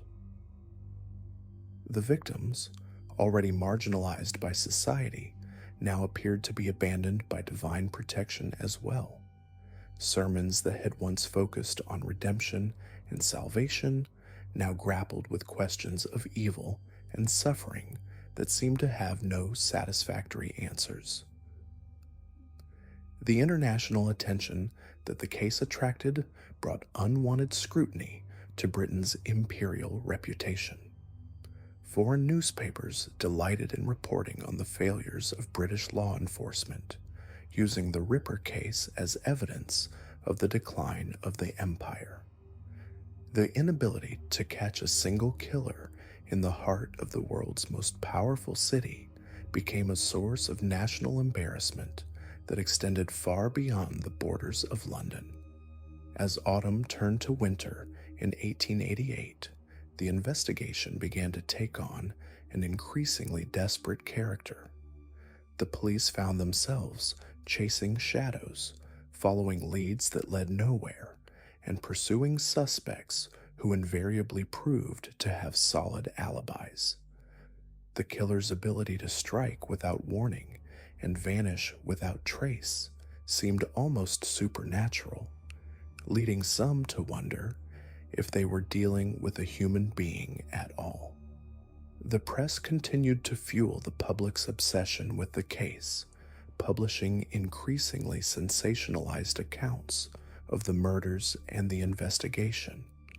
Every development, no matter how minor, was seized upon and magnified for public consumption. The boundary between fact and fiction became increasingly blurred as journalists competed to provide the most shocking revelations about the killer's identity and methods. The hoax letters continued to pour in, creating an administrative nightmare for the already overwhelmed police force. Each communication had to be carefully examined and investigated, diverting precious resources from the actual search for the killer. The public's fascination with the case had created a secondary crime wave of false evidence and misleading information that further complicated the investigation.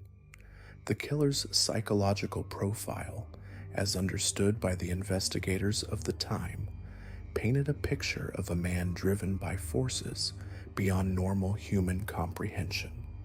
The escalating violence, the ritualistic nature of the mutilations, and the apparent pleasure taken in taunting the authorities suggested a mind completely divorced from conventional morality.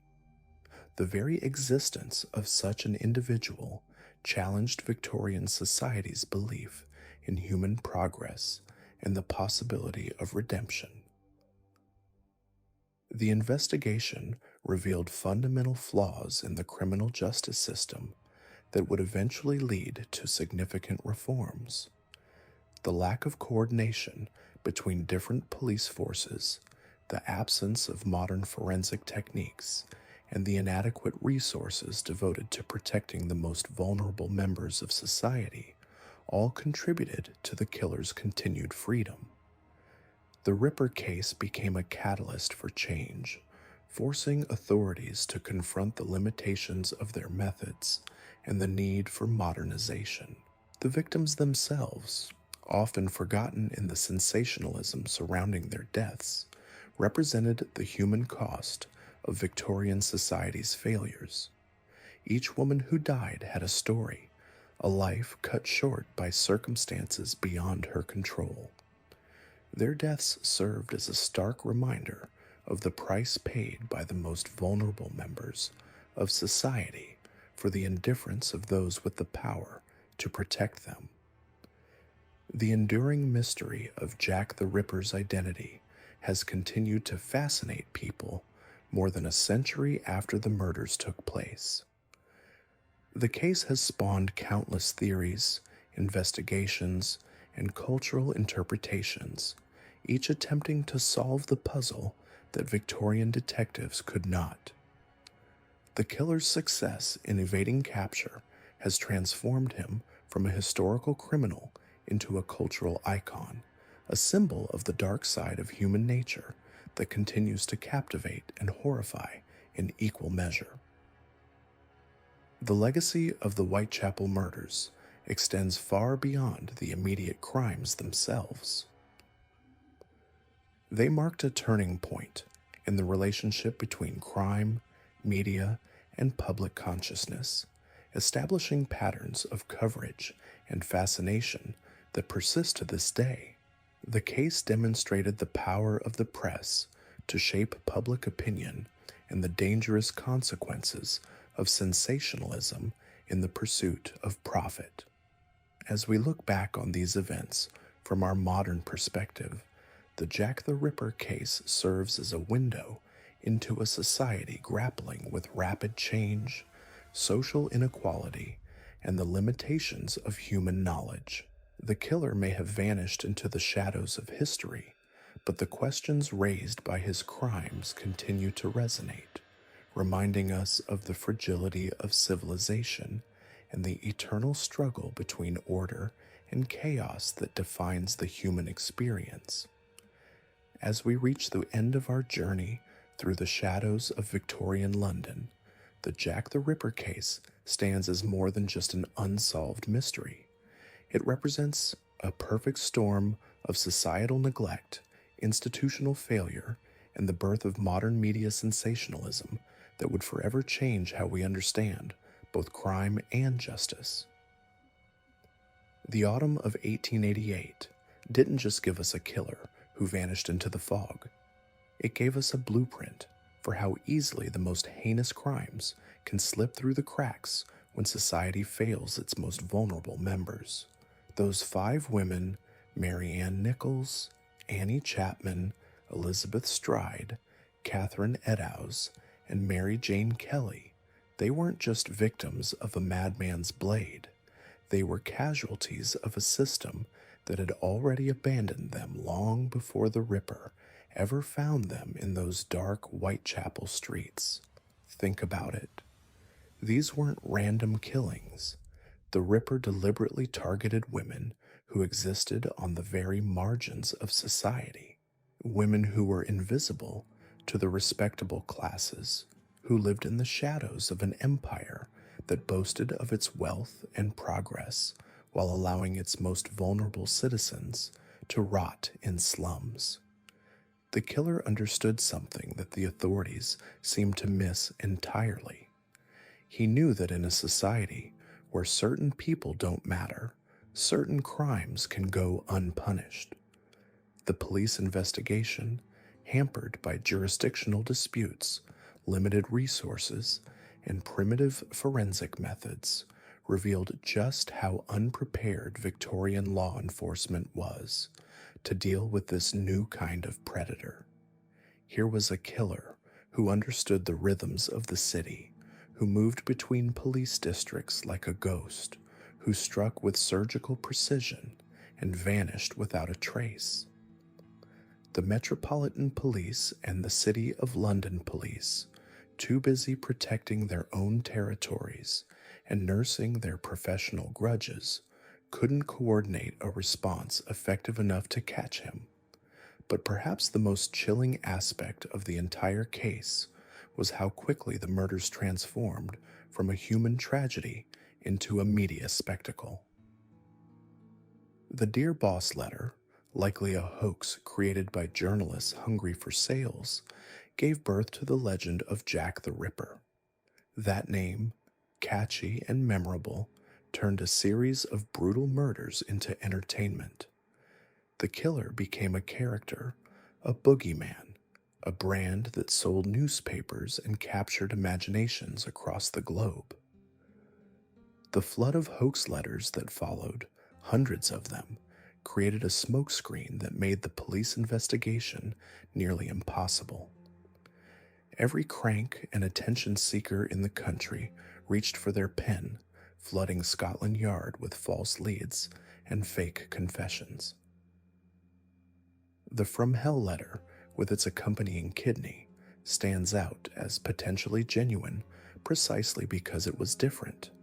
It didn't seek publicity or fame. It was a quiet boast from someone who might have actually done the deed.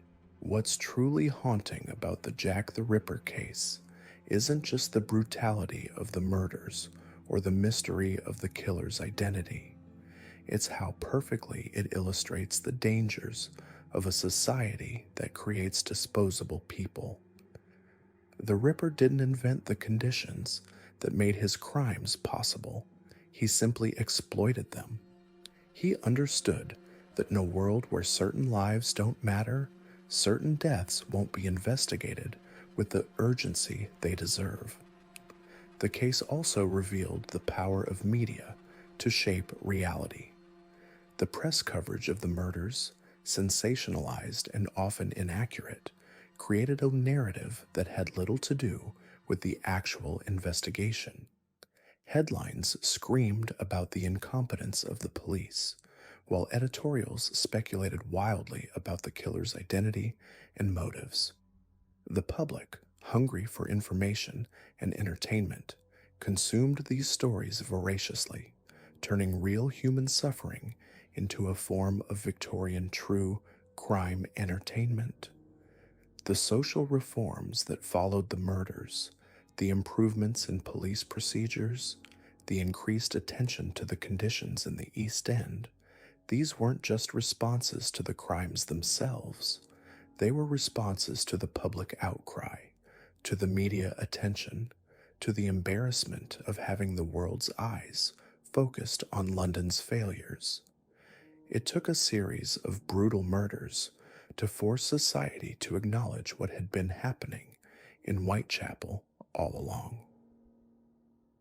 The Jack the Ripper case created a template that we still see today: the transformation of tragedy into entertainment, the creation of mythical figures from real killers, the way media attention can both help and hinder criminal investigations. Every time a serial killer case captures public attention, every time the media creates a catchy nickname for a murderer, every time the public becomes obsessed with the psychology of killers rather than the lives of victims, we're seeing echoes of what happened in Whitechapel in 1888. The killer's sudden disappearance after Mary Jane Kelly's murder has spawned countless theories. Did he die? Was he imprisoned for another crime? Did he simply move on to another hunting ground? The truth is, we'll probably never know, but in some ways, that's fitting. The Jack the Ripper case was never really about catching one killer. It was about exposing the rot at the heart of Victorian society, about revealing how easily the most vulnerable can be forgotten, about showing how quickly tragedy can be transformed into myth. Today, more than a century later, the name Jack the Ripper is still instantly recognizable around the world.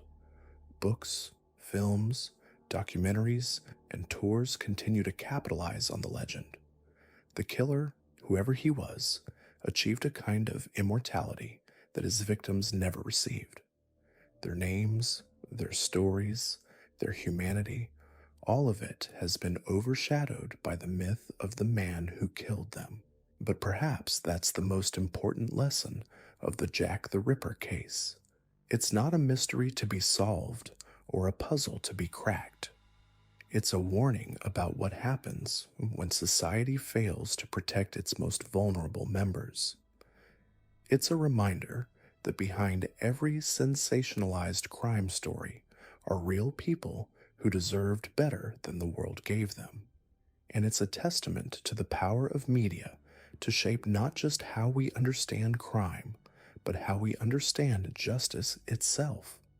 The fog that shrouded Whitechapel in 1888 has long since lifted, but the shadows cast by the Jack the Ripper case continue to fall across our understanding of crime, justice, and society. The killer may have vanished into history, but the questions his crimes raised about how we treat the vulnerable, how we investigate crime, and how we balance public interest with human dignity, these questions remain as relevant today as they were in Victorian London. In the end, the Jack the Ripper case isn't just about one killer who got away. It's about a society that created the conditions for his crimes and then turned his victims into footnotes in their own tragedy. It's about the birth of modern crime reporting and the transformation of real human suffering into entertainment. And it's about the enduring power of a mystery that says more about us than it does about the man who stalked the streets of Whitechapel all those years ago. The ripple effects of the Jack the Ripper case extend far beyond the fog-shrouded streets of Victorian Whitechapel, fundamentally reshaping how we understand crime, justice, and society itself. In the decades following those terrifying autumn months of 1888, the failures exposed by this case became catalysts for profound changes in law enforcement, media responsibility, and social consciousness. The Metropolitan Police, humbled by their inability to catch the killer, gradually embraced more scientific approaches to criminal investigation. The primitive methods that proved so inadequate in 1888 gave way to fingerprinting, systematic crime scene analysis, and improved interdepartmental communication. The jurisdictional disputes between the Metropolitan Police and City of London Police that had hampered the investigation became a cautionary tale, leading to better coordination protocols that would serve future cases. While these improvements came too late for Mary Ann Nichols, Annie Chapman, Elizabeth Stride, Catherine Eddowes, and Mary Jane Kelly, their deaths were not entirely in vain if they prevented others from suffering similar fates due to investigative incompetence. The media's role in sensationalizing the murders also marked a turning point in the relationship between journalism and crime. The unprecedented coverage of the Ripper case established templates for crime reporting that persist today. The practice of giving killers catchy nicknames, the breathless coverage of every development, and the tendency to focus more on the perpetrator than the victims all trace their origins to the newspaper coverage of 1888. However, this media frenzy also demonstrated the dangerous power of misinformation.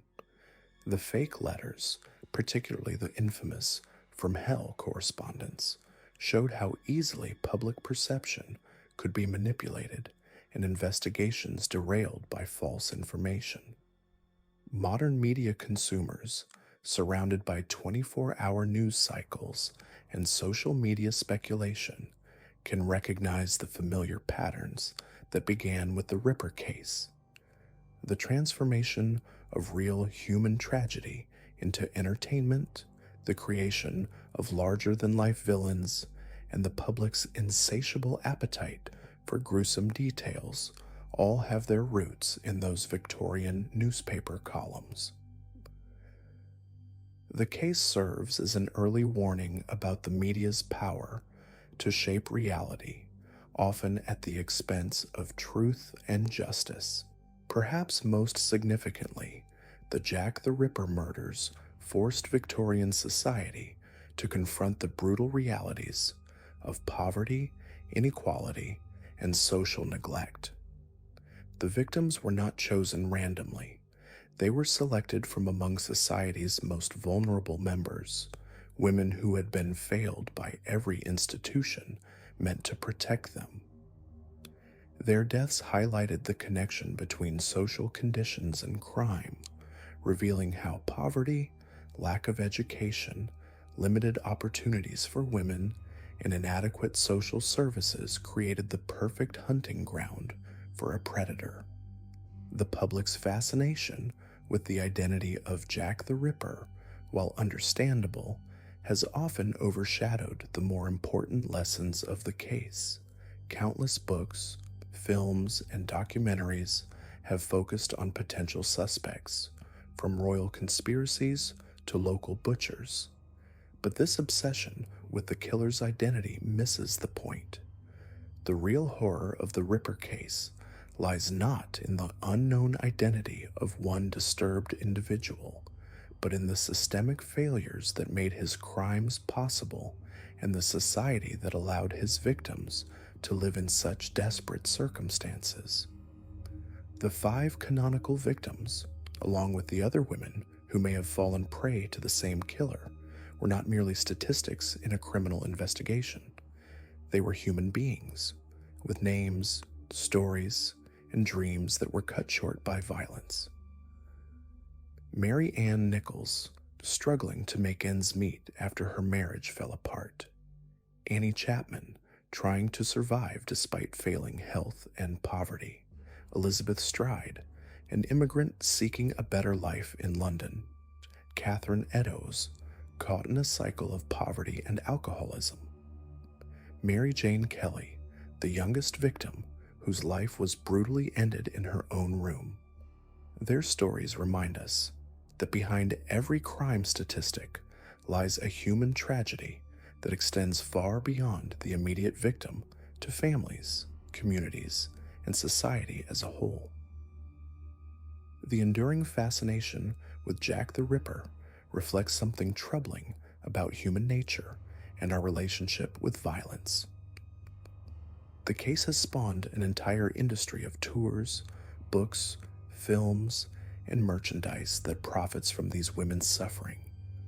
This commercialization of tragedy raises uncomfortable questions about how we consume crime as entertainment and whether our fascination with killers inadvertently glorifies violence. Today, as we face new challenges in combating crime and protecting vulnerable populations, the lessons of the Jack the Ripper case remain painfully relevant. Modern serial killers still exploit social inequalities, targeting those whom society overlooks or devalues. The media still struggles with responsible crime reporting, balancing public interest with ethical considerations. Law enforcement continues to grapple with jurisdictional issues, resource limitations, and the challenge of investigating crimes that cross traditional boundaries. Today, more than a century later, the Jack the Ripper case continues to captivate audiences worldwide, spawning countless books, films, and documentaries. But beneath the fascination with this unsolved mystery lies a darker truth about the society that allowed these murders to occur. The women who died in Whitechapel were victims not just of a killer, but of a system that had already abandoned them long before they met their fate. The legacy of Jack the Ripper serves as a stark reminder of how quickly we can transform tragedy into entertainment, how easily we can forget the human cost of our fascination with violence. The five women, Marianne Nichols, Annie Chapman, Elizabeth Stride, Catherine Eddowes, and Mary Jane Kelly, deserve to be remembered not as footnotes in a sensational story, but as individuals whose lives were cut short by both individual evil and societal neglect. Their story challenges us to examine our own society's treatment of the vulnerable, our media's role in shaping public perception, and our justice system's ability to protect those who need it most. The true horror of Whitechapel was not just in the brutality of the murders, but in the indifference that preceded them. As we continue to grapple with issues of poverty, inequality, and media sensationalism today, the lessons of Jack the Ripper remain painfully relevant.